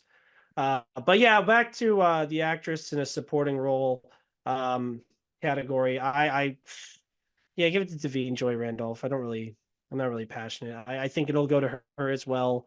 Shout out Jodie Foster Nyad, baby. I think there was a term. It was like something about lesbians. But I forgot. Lesbians, swimming lesbians. I don't know, but they were owls, old white lesbians. That's what it was. It's an owl Oh, movie because they're lesbians. yes. But yeah, no. Any other thoughts on this supporting actress Nah, category? I really loved Devine. I thought she did fantastic with that role of just like playing a grieving mother and everything, and especially with it being centered around like the Vietnam War times and stuff like that. Like it was definitely a very emotional performance, especially even dealing with like the racism and stuff that she deals with too, and kind of just showing how even like people treat even just like cooks and stuff too, or like help in a way. Like it was very good, and I really hope that out of any of them kind of get recognized. Although I haven't seen Color Purple yet, so I can't speak to that either, or Jodie Foster, but I Danielle just really Brooks is loved it. great in The Color Purple. She takes the Oprah role and she's very loud and proud and she gives you the business. And I think the best song in the movie, I think it's called Hell No, Hell Nah. And she's awesome. She definitely commands the screen. I thought her and Fantasia should have both been nominated, because I think Fantasia Barrino is a star, and she's got the most beautiful contagious smile that I've seen all year. Just seeing her like every time she like laughs, it feels like she's like trying to hold back, and so like when it like comes out, it like comes pouring out her laughter and her smile. So Should I try to watch the Spielberg one first, or should I just go watch this new one? So I think my most watched director is Spielberg, and I think it's like 26, 28 films. And I ranked them all, and Color Purple is in my top 10 Spielberg movies list. Now, I want you to think about that sentence right there. Yeah. Top 10 Spielberg list. And it's in there firmly. It's one of the best, it was one of his best movies. Two of my favorite female performances of all time, Whoopi Goldberg and Oprah Winfrey, absolutely fantastic, absolutely heartbreaking movie. You definitely watch the original because it's just a great movie. And then when it comes to in regards to this musical adaptation, probably make the musical adaptation worse because you're going to be like, oh well, I know what I could be eating, And so yes, I just bought the DVD recently. I love The Color Purple. Okay, yeah. I have it recorded on my DVR, but I haven't took the time to actually watch it yet. But I've always heard great things about it, and then when this new one was coming out, I was gonna try to watch it before, but maybe I'll watch the musical first and then maybe get myself into the great movie like you're saying. Any other final thoughts on supporting actress? Nah, I think just really want Devine to win. All right, we have animated feature film. We have The Boy and the Heron, which you spoke about earlier. We have Elemental, Nimona, Robot Dreams, and of course, Spider-Man Across the Spider-Verse. Your thoughts? So there are a lot of good ones in here, and a couple that I haven't seen yet but really want to. I didn't actually hear of Robot Dream until literally like when it was nominated. I was like, oh, animated that I haven't seen yet. So yeah, I want to see Boy and the Heron because I've heard really great things so far, especially about the voice cast and everything. People love all of that, and the animation, obviously, from Studio Ghibli just always looks beautiful. But right now, although Spider-Verse is great, and I would love it if it won, even though it probably will, I would love it so much more if Nimona stole that. Just because Nimona was just like kind of snuck in there. I was not expecting it to win or even get nominated for a uh animated feature whatsoever, but the fact that it did is already a big W for me. But if it ran away with it, it would just be that much better. But if I was a betting man, obviously I put my money on Spider-Verse just because the first one was so acclaimed, and this one, honestly, the animation was just as good, if not better. And fuck yeah, that is so cool. Did Netflix Yeah, send it's you a whole that? whole thing behind it. Yeah, I just wanted to like show this off real quick because it's like dope. I don't know where to put it. Oh, I think it's supposed to go like this. Yeah, Yeah. Yeah, that's so but yeah, awesome. awesome movie. I definitely support that. Yeah, if you haven't seen Nimona yet, do yourself a favor and go flip it on Netflix literally right now. Here's a good question I have for you before I pour in my thoughts on this slate. Any snubs? Is there anything you're like, oh, that's not there? Yeah, the Turtle movie on Netflix with Adam Sandler. I'm just kidding. Oh, I'm oh, just kidding. oh, Fuck okay. You that scared the movie. shit out of me, dude, because I was referring to Teenage Mutant Ninja Turtles Mutant Oh, Mayhem. So 100% that's like yes. I thought you were saying there. Oh yeah, no, that Um, movie is the one that should be in there. And honestly, I'm shocked that it's not because obviously I've never heard of Robot Dream, like I said, and it seems like that should be the spot where that would be. But All right. Well, I will come in to defend Robot Dreams first and foremost. It's a neon movie. They send me in. I get a neon box every year when they have like a dozen movies that are in there, and it's this beautiful box set collection. Oh, it's gorgeous. Like I showed you that little screener. It's like literally like a hardcover thing. It's I get it, but it's down there in a weird place. But Robot Dreams is there's no speaking in it. It's a silent film. I think it's because it's not an American film. I don't think. I think it's a foreign film, but I'm not sure. But it was really sweet. They utilized the song Saturday Remember September. They utilized that throughout a lot. It's like kind of mixed into the score as well. It's a very feel good movie. It's a very much so in your feels kind of movie. I think kids could watch this, but I honestly think it's more so like for adults. It kind of reminds me. Do you watch Bluey? sometimes with my niece more Well, than I mean, I anything. don't blame you. I have friends who don't have kids that watch them, watch that show. I think Tyler is the one who introduced me to that show. But it's like a very like vibes. You know what I mean? Like it's a very wholesome, like feels good in your heart, and kind of show. And that's what new Robot Dreams I feel like is for me. So I while I agree, I think TMNT is much better than Robot Dreams, and I do think that Robot Dreams, it's not the weakest movie on this list, by the way, which I think is Elemental, which I think just looks like like an Inside Out soul kind of movie, like a just like a duplicate kind of thing. So I'm not too into that being on here. I understand why it is. I give it 4 stars, so it's like not like a huge discrepancy. But TMNT not getting nominated is arguably the best movie on this list. I think it's close. But yeah, I think Spider-Verse is going to win. I think it should win. I think Boy and the Heron might win. I love Boy and the Heron as well. But yeah, Nimona, super cute to see it, getting scoring a nomination, I'll say. Yeah, it's definitely the black horse here, but if it snuck in there, I'd be overjoyed. But like I said, I don't think it'll even come close to those other two being such big powerhouses, but it's nice that it even got talked about. And like I said, go see it when you can. I think it's a great time. So you think Spider-Man and you want Spider-Man. Oh no, no, you think Spider-Man and you want Nimona. Yeah, that's really what it is. Yeah. I think Spider-Man and I want Spider-Man, and here's why. I think it puts it in a weird class. Because first of all, it'll be only, I mean, how many sequels have won Best Animated Feature? I mean, it's just Toy Story 4, 3, and I can you think it's name any just other ones? I think it's just Toy Story that I can think of right offhand. Yeah, and just having both installments of the franchise kind of reminds me of The Godfather, parts 1 and 2. Yeah, let's go ahead and destroy, and they should be rewarded.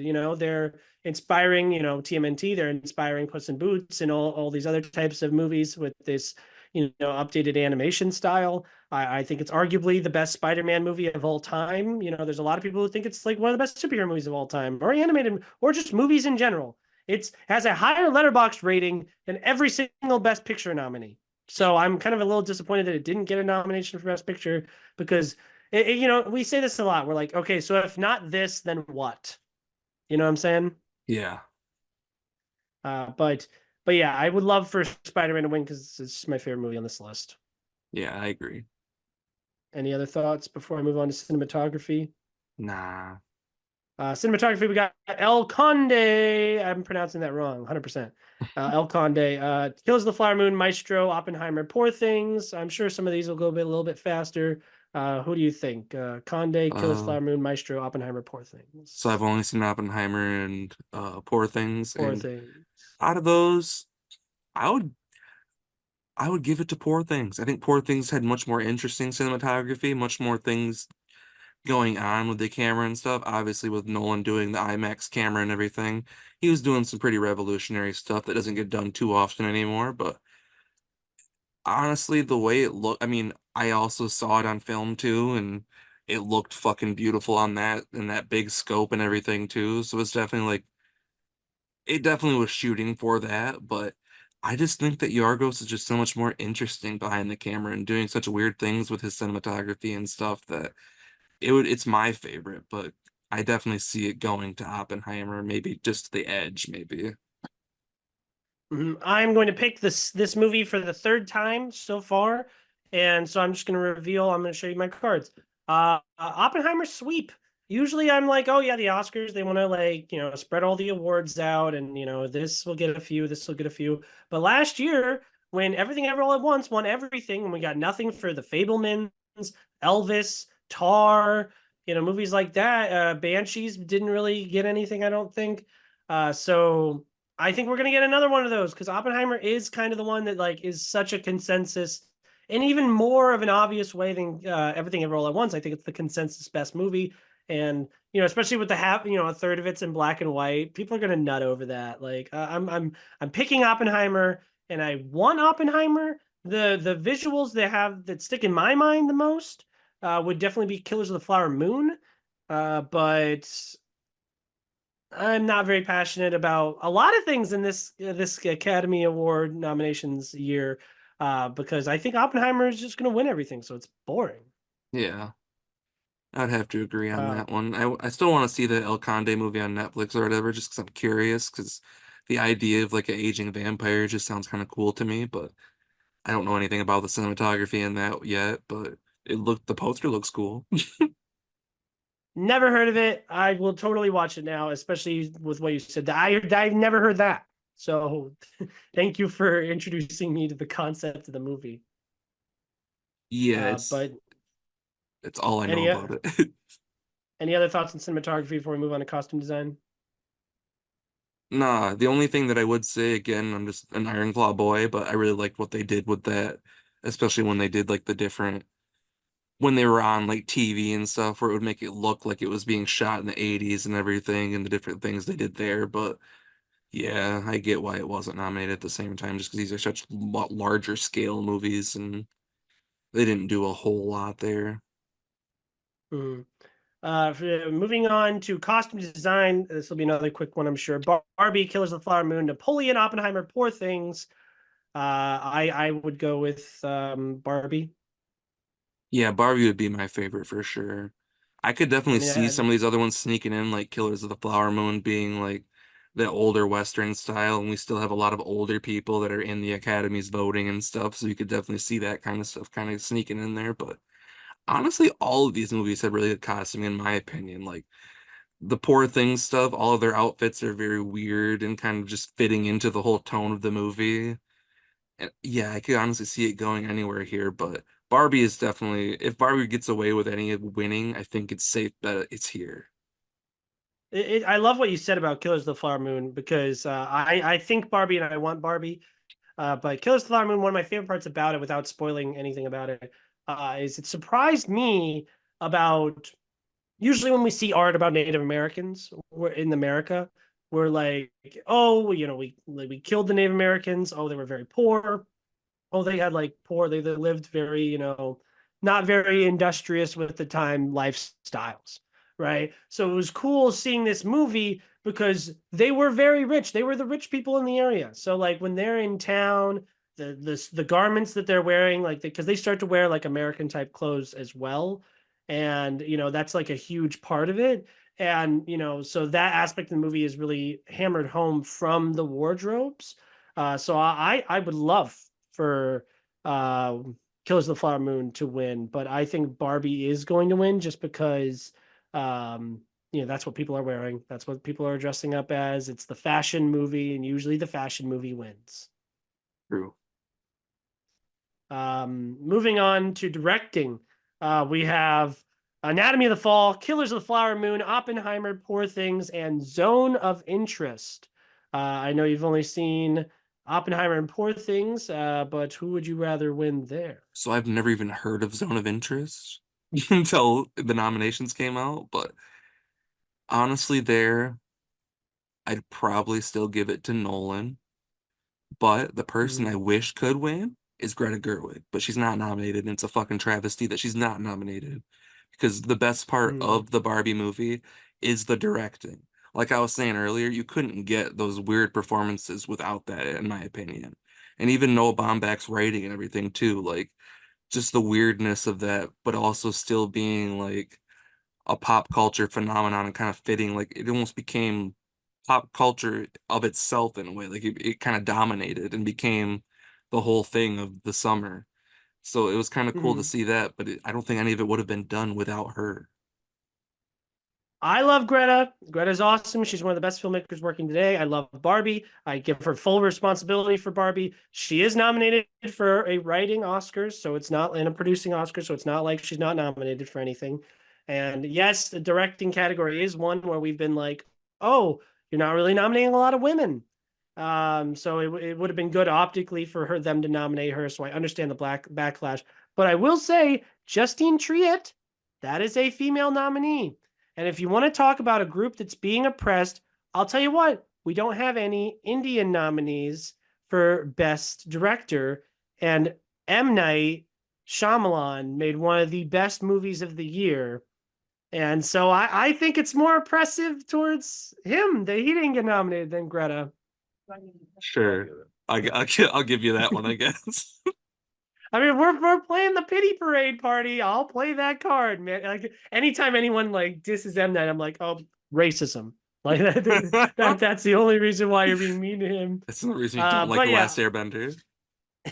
yeah, exactly. Like, oh, that was so funny. The little news thing they showed the trailer for the Last Airbender, and I tweeted it was bait. It was so bait. I was like, I don't know, The Rock, like the Earth bending, way too fast. Can't tell what's going on there. Oh man, but I'll defend Zone of Interest since it's not worthy of your attention. I'm kidding. Oh, is that a cute little puppers?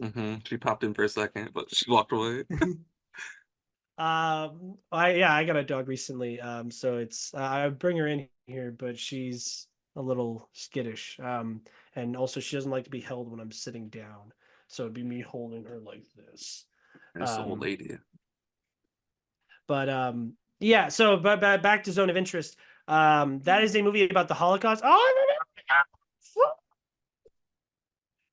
Oh my God, it's so cute. Bailey. Oh my god. Ah, Lilian! I'm sorry. I'm so dog pilled as you can tell. But yeah, Zone of Interest is about I'll pitch it to you. This will be me pitching it to you. I saw it like over a month ago, and okay. Sometimes going into movies blind is brilliant. You know, you just sit down, you're like, oh, this is what it's about. Awesome, cool. I went to this movie blind, and I wouldn't really recommend it because, first of all, it's based off of a book, which was very useful knowledge once I watched the movie. But it's about this family that lives in I don't know, Germany. Like the dad's a Nazi, and he's the guy who like made the plans for like the Death Star. No, I'm kidding. The fucking concentration camp, Auschwitz, right? And they Yeah, live like right next to it, and they got this like beautiful like home. It's like fenced in, like they're in a prison basically. And there's this huge, beautiful garden in the back, and he lives there with his family, and we follow like his family, and it's like really sad because well, it's told from their perspective, right? That's the thing. Because I'm watching this movie and I'm like, I don't feel bad for the Nazi fuck in his family, like, but the movie is from their perspective. So yes, that's why they're portraying him in a sympathetic way, because they're like, it's from their perspective. Of course, they would be sympathetic to themselves. They wouldn't be like, well, I deserve it because I am a Nazi piece of shit. yeah. Uh, so some movies are good to go in knowing what you're getting into, especially since I brought Lauren to this and I was like, "What do you think it's gonna be about?" And she goes, "I don't know, something like sci-fi, like aliens." And I was like, "Nope, it's definitely not what it's about." Nope. Very sad, very somber, very quiet, very artsy, fartsy movie, but yeah, it's a very difficult. It's about the Holocaust, so you can imagine it's a difficult watch. Yeah, similar to like, I'll never forget when I was in Florida and I went and watched the re-release of Schindler's List. Although it was great to see Mhm. on a big screen, that was like one of the I saddest did rooms I've too. ever sat in. Just because like the I movie I is just brought a so Lunchable to sad. that movie. I was like, what could possibly counteract this? Like, let me take the happiest thing, Lunchables, and eat that while I watch this movie. And no, it was still very sad. Yeah. But yes, I know I just pitched Zone of Interest, and I give it like a 3 out of 5. I would have given it a 4 if I would have seen it. But someone was complaining about Iron Claw, and they said something that made a lot of sense to me because they're like, "Oh, not all these studios have all this money to push these movies. Like Paramount doesn't give a fuck if TMNT gets nominated for Best Animated Feature. Like, how is that really going to help them?" Yeah. I mean, it would because we're trying to continue that franchise. So showing adding that critical acclaim to it, especially when people really did fucking love it. But whatever. I digress. So A24 seems to be that the movies that they were pushing more so than Iron Claw would be Past Lives and Zone of Interest, which, by the way, I think Greta Lee not getting a Past Lives nomination for Best Lead Actress. Does she deserved it a hell of a lot more than Margot did? Uh, but yeah, I also would have liked to see other people not named Jonathan Glazer get nominated. I think he's my weakest one here. I would go with my strongest being I want Nolan and I think Nolan. Same. But yeah, any other thoughts on directing before we move on? I mean, I would have liked to see Alexander Payne sneak in there too, but that's just me being a lover of that movie specifically, and especially of Sideways. But No, I agree. I mean, he's got bad press at the moment, but I've delved into like a couple of his other works, like Election and The Descendants, and both very very good movies. I'll So check I'll be those out. checking out like Sideways soon and whatnot. Sideways Um, is my top Paul Giamatti movie for sure still. Like Holdovers is good, but Sideways is Paul at his best for sure. well, it's funny you bring up like the best Paul Giamatti movie because like I'm happy that he's getting like recognized now for his role in The Holdovers. But where was any of this best actor talk when he was killing it in Lady in the Water? I still haven't seen Lady in the Water yet. It's like I don't know. Yeah, he's great in that. He is great, and I do think that's his best role. That and I am the Rhino. That is But yeah, I'm great. a big fan. Um, but yeah, moving on. I don't know. Do you have anything to say about editing? I don't even know what was even nominated, but I mean, probably Oppenheimer would probably win. I'd be Yeah, and shocked if then it doesn't at this point. Score. Do you care about score, makeup, hairstyling, anything like that? Scores are cool. I do like scores. Yeah, my favorite didn't even get nominated. It was Boy and the Heron, and didn't get nominated. That sucks. Original song. I'm not really passionate about any of these except I'm Just Ken and What Was I Made For? Do you think either of those have a chance? What was I made for from? Oh, that's the Barbie. It's Billie Eilish. Well, I used to Oh, dream. yeah, I mean, Now I just fall down. I think I'm Just Ken is the better song, but because I just don't really like the Billie Eilish one as much. I would like Billie Eilish to win if she didn't win for that Bond. That was such a weak win. But I'm Just Ken has like taken the world by storm, so I hope Yeah. that wins. The Billie Eilish one, I feel like I keep hearing it on freaking TikTok all the time. It annoys me. Hmm. I don't know why Best Picture is the next thing that they list. I guess we'll go through it because now we're probably not going to talk about a lot of these. But yeah, so the 10, wait, 1, 2, 3, 4, 5, 6, 7, 8, 9, 10. Thank God. I get mad when they don't nominate 10. Because why not? Yeah. But we have American Fiction, Anatomy of the Fall, Barbie, The Holdovers, Killers of the Flower Moon, Maestro, Oppenheimer, Past Lives, Poor Things, and The Zone of Interest. What's winning? What do we want to win? How are we feeling? So we've kind of already been alluding to it. I think the one that'll probably win is the Oppenheimer sweep. I'd be shocked if it doesn't. I'd love to see something sneak in there like Barbie. It'd be really dope. It has all of the fans behind it, but Oppenheimer seems like the safest bet at the moment. Everyone, it's kind of like a universal thing where like the old heads love it, the younger people love it. It's kind of just fits all that. Barbie has a little bit more controversy around it, even though it's like the most feel-good movie of the year. But yeah, I feel like it's going to be a fight between those. There's a lot of great movies in there. Like I said, I haven't seen a majority of them still, but really want to. I keep hearing like Past Lives and stuff is like one of the best movies of the year, but it's still been sadly evading me. Maestro seems cool. Killers of the Flower Moon, like I said, I'm like partway through the book, and I know the movie's probably going to be great too. But yeah, I think it's kind of a battle, just like we were talking about at the beginning of the year, actually, with the Barbenheimer stuff. I feel like it's going to be a Barbenheimer battle, but Oppenheimer, I feel like it's going to come out on top. Yeah, just to spoil a little bit of my top 10 list, which my video will be out soon for that.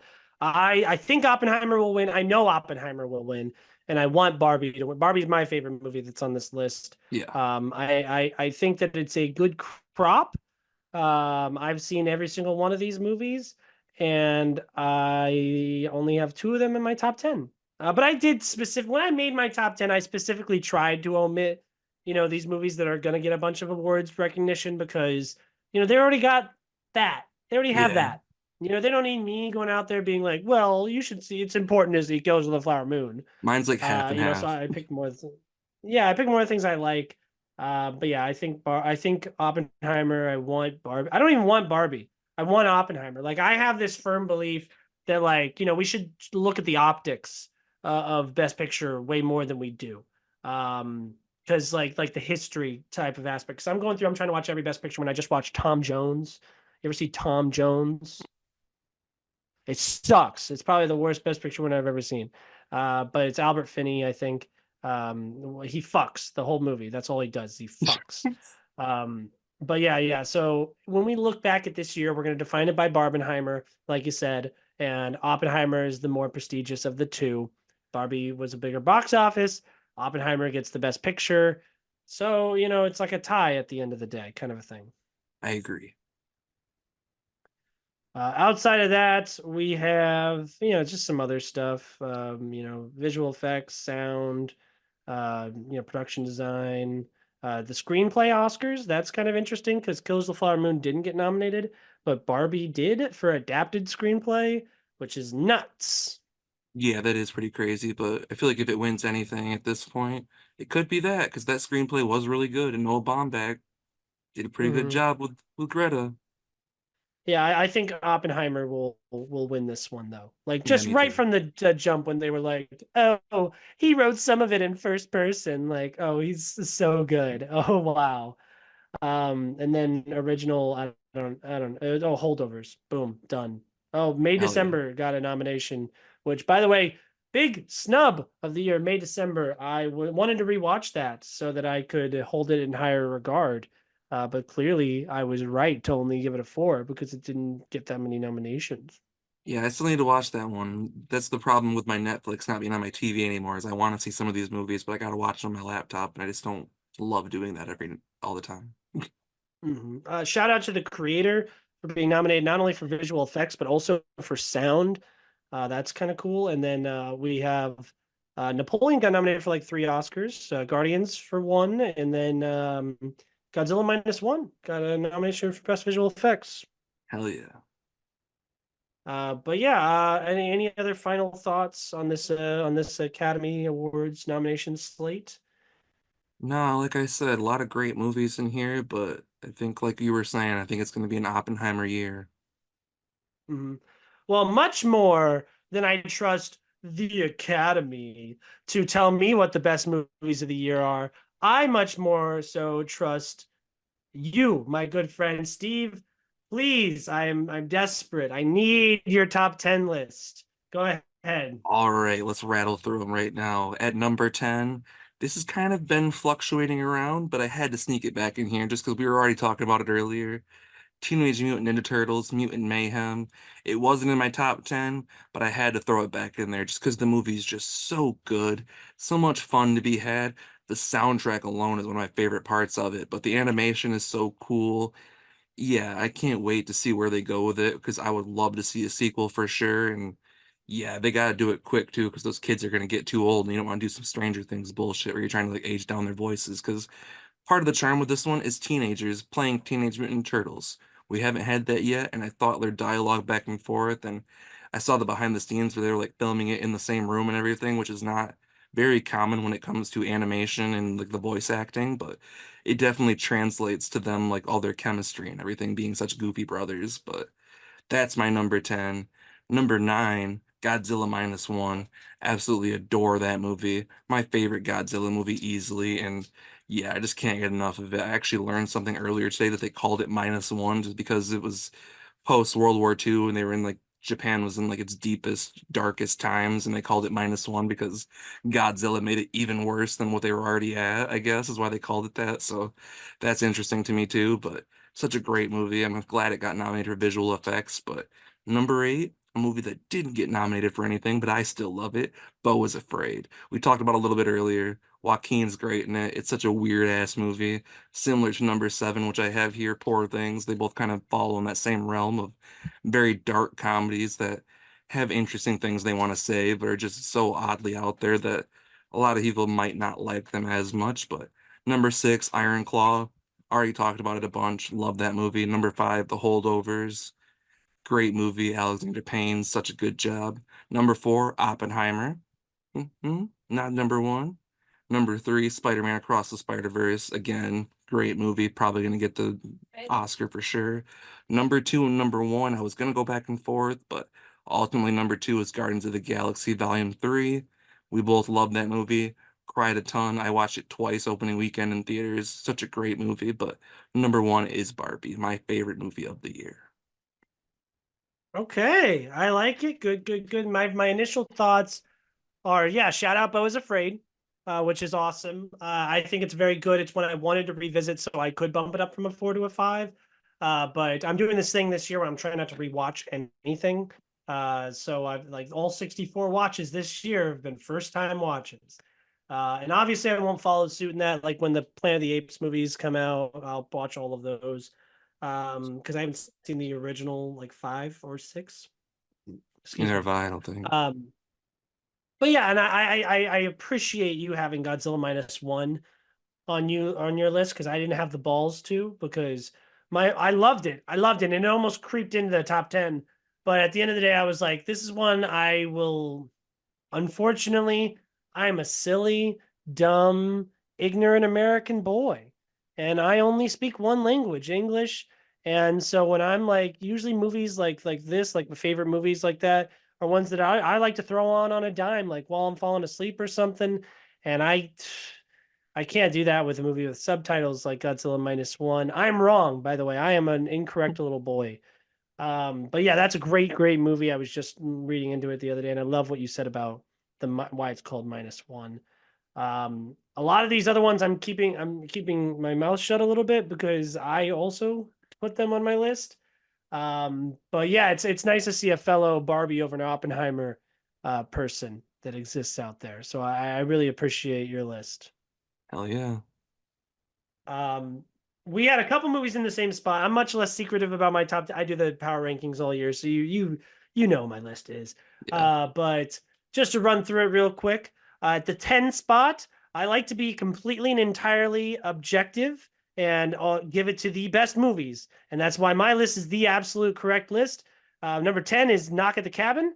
M Night is just the best, and Oh even yeah. his one of his most mid projects that he's done is still one of my favorites of the year. I'd be remiss if it wasn't on my list. I watched it 3 times in theaters. I love Knock at the Cabin. And Dave Bautista, by the way, one of my favorite performances of the year.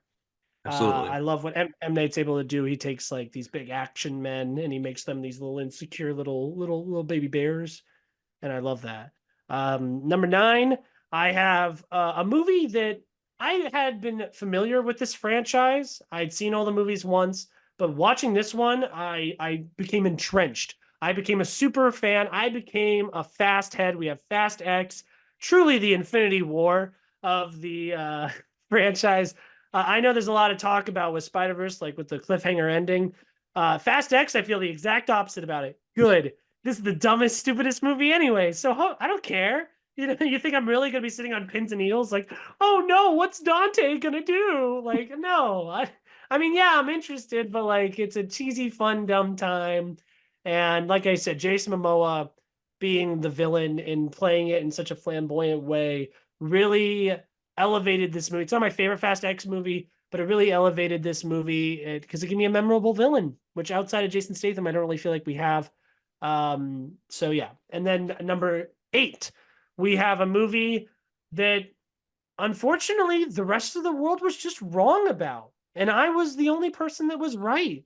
We have The Flash, man. And honestly, I'm remiss that I didn't put it higher. I love The Flash so much. It is a metaphor for David Zaslav and Zack Snyder's treatment of the DC franchise, just not learning from their mistakes and making the same, doing the same things over and over again and wondering why they don't work. They are Ezra Miller incarnate. Oh yeah, Ezra Miller. Not only is it funny that Ezra Miller was in this movie because of all the criminal things that he had happen to him, but he's in it twice for like most of the movie. There's 2 of them. Yeah. What a ridiculous disaster piece. It's ugly. The baby in the microwave. Batman dies on his knees. It ends with George Clooney showing up. This movie is the ultimate fuck you.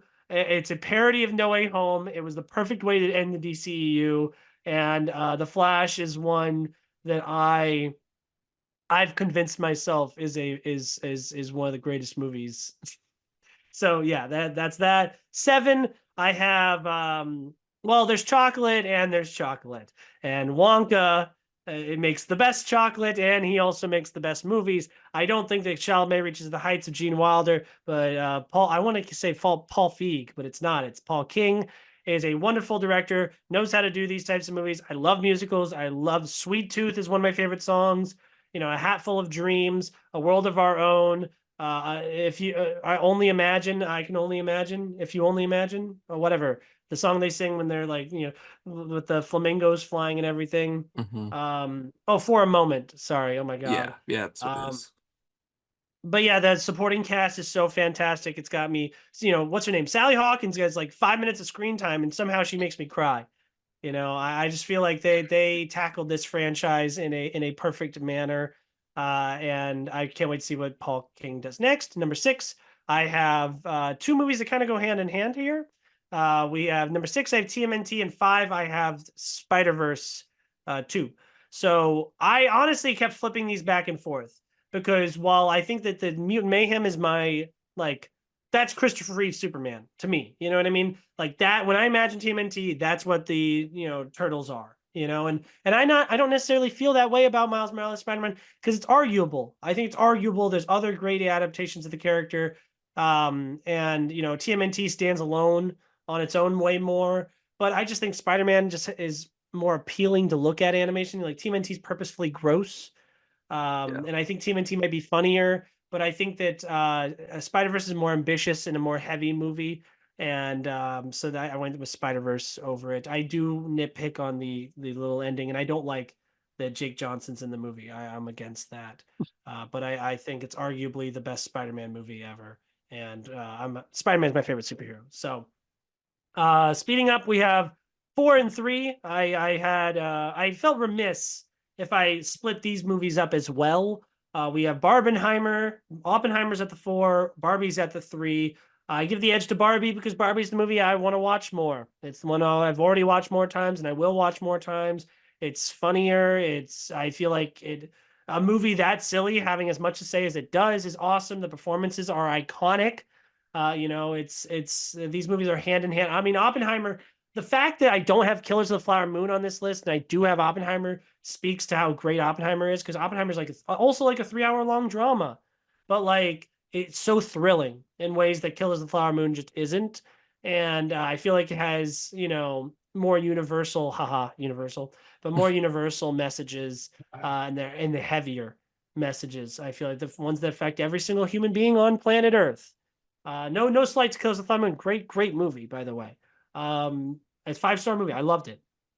And then at the 2 spot, we have a movie that was number 1 all year until Dix came out. Dix the Musical is my number 1, obviously. But number 2, I have Guardians of the Galaxy Volume 3. Just to mention, we had Oppenheimer at the 4, and we both had Guardians. But Guardians, I think James Gunn, the way he was able to end the franchise was super duper impressive. It's very funny. It's had me crying throughout. I was 14 when Guardians of the Galaxy came out, and this is a franchise, a very formative franchise for me. And how often is the third movie of the franchise even good? And a lot of people say it's the best of the trilogy. I think it's the second one still, but I think it's the second best. And exactly. And I love Guardians, and I love Rocket, and I love that we were able to end it off in this perfect on a bow type of way. And then Dick's the Musical.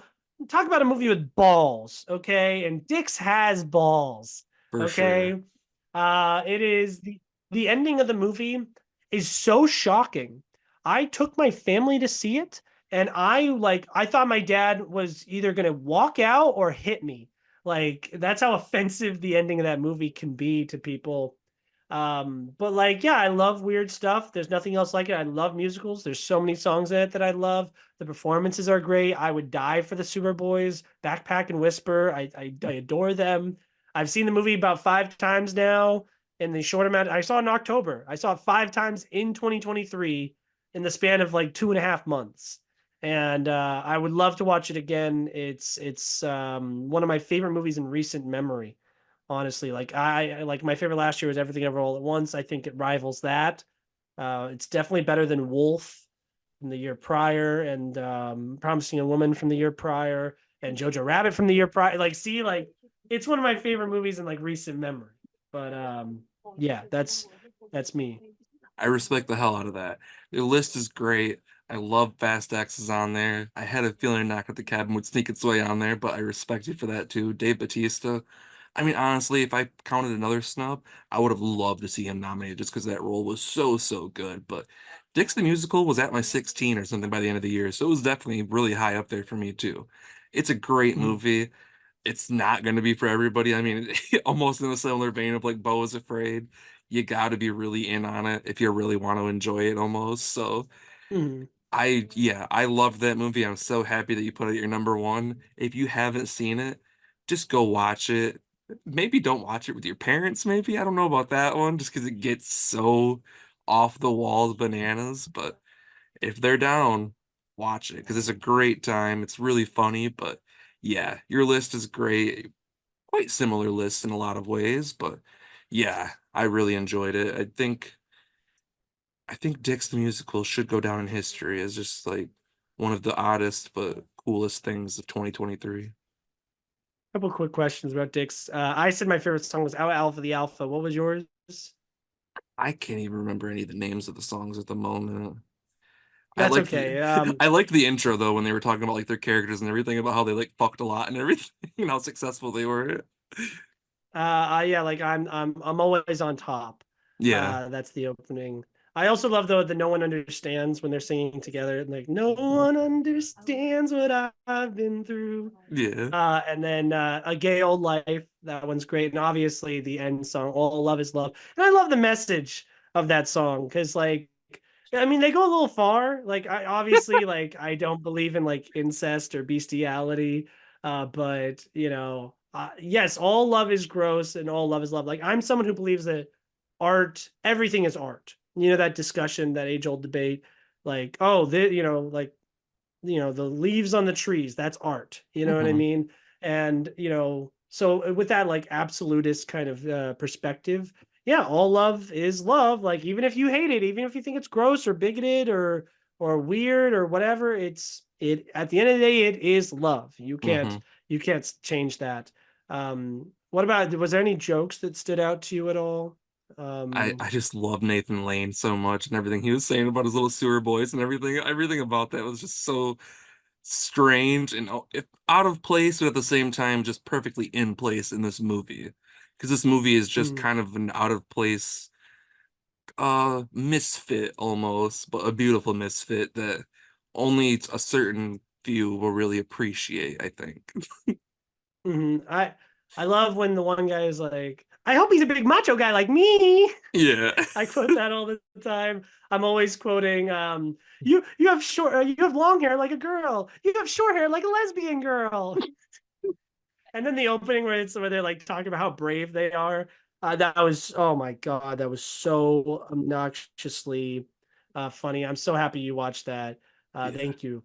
I do want to say some movies that got close to my list. Like I said, Godzilla minus one was very, very close. Maestro and Killers of the Flower Moon were also very close, as well as like The Holdovers. Boy and the Heron was close. I'm also a big fan of American Fiction. And then Cocaine Bear. I dressed up as him for Halloween. That's Very one that nice. soured. Like at the end of the year, I was like, I was this close to dropping Cocaine Bear and Knock at the Cabin down from 5 to 4 out of 5. And I was like, nah, they just mean too much to me personally. Yeah, some ones that I have just on the outside for me were like Scream 6, like you already kind of talked about. Saw X was in there for a while, but I moved Mutant Turtles in there just at the end, but loved Saw Mhm. X.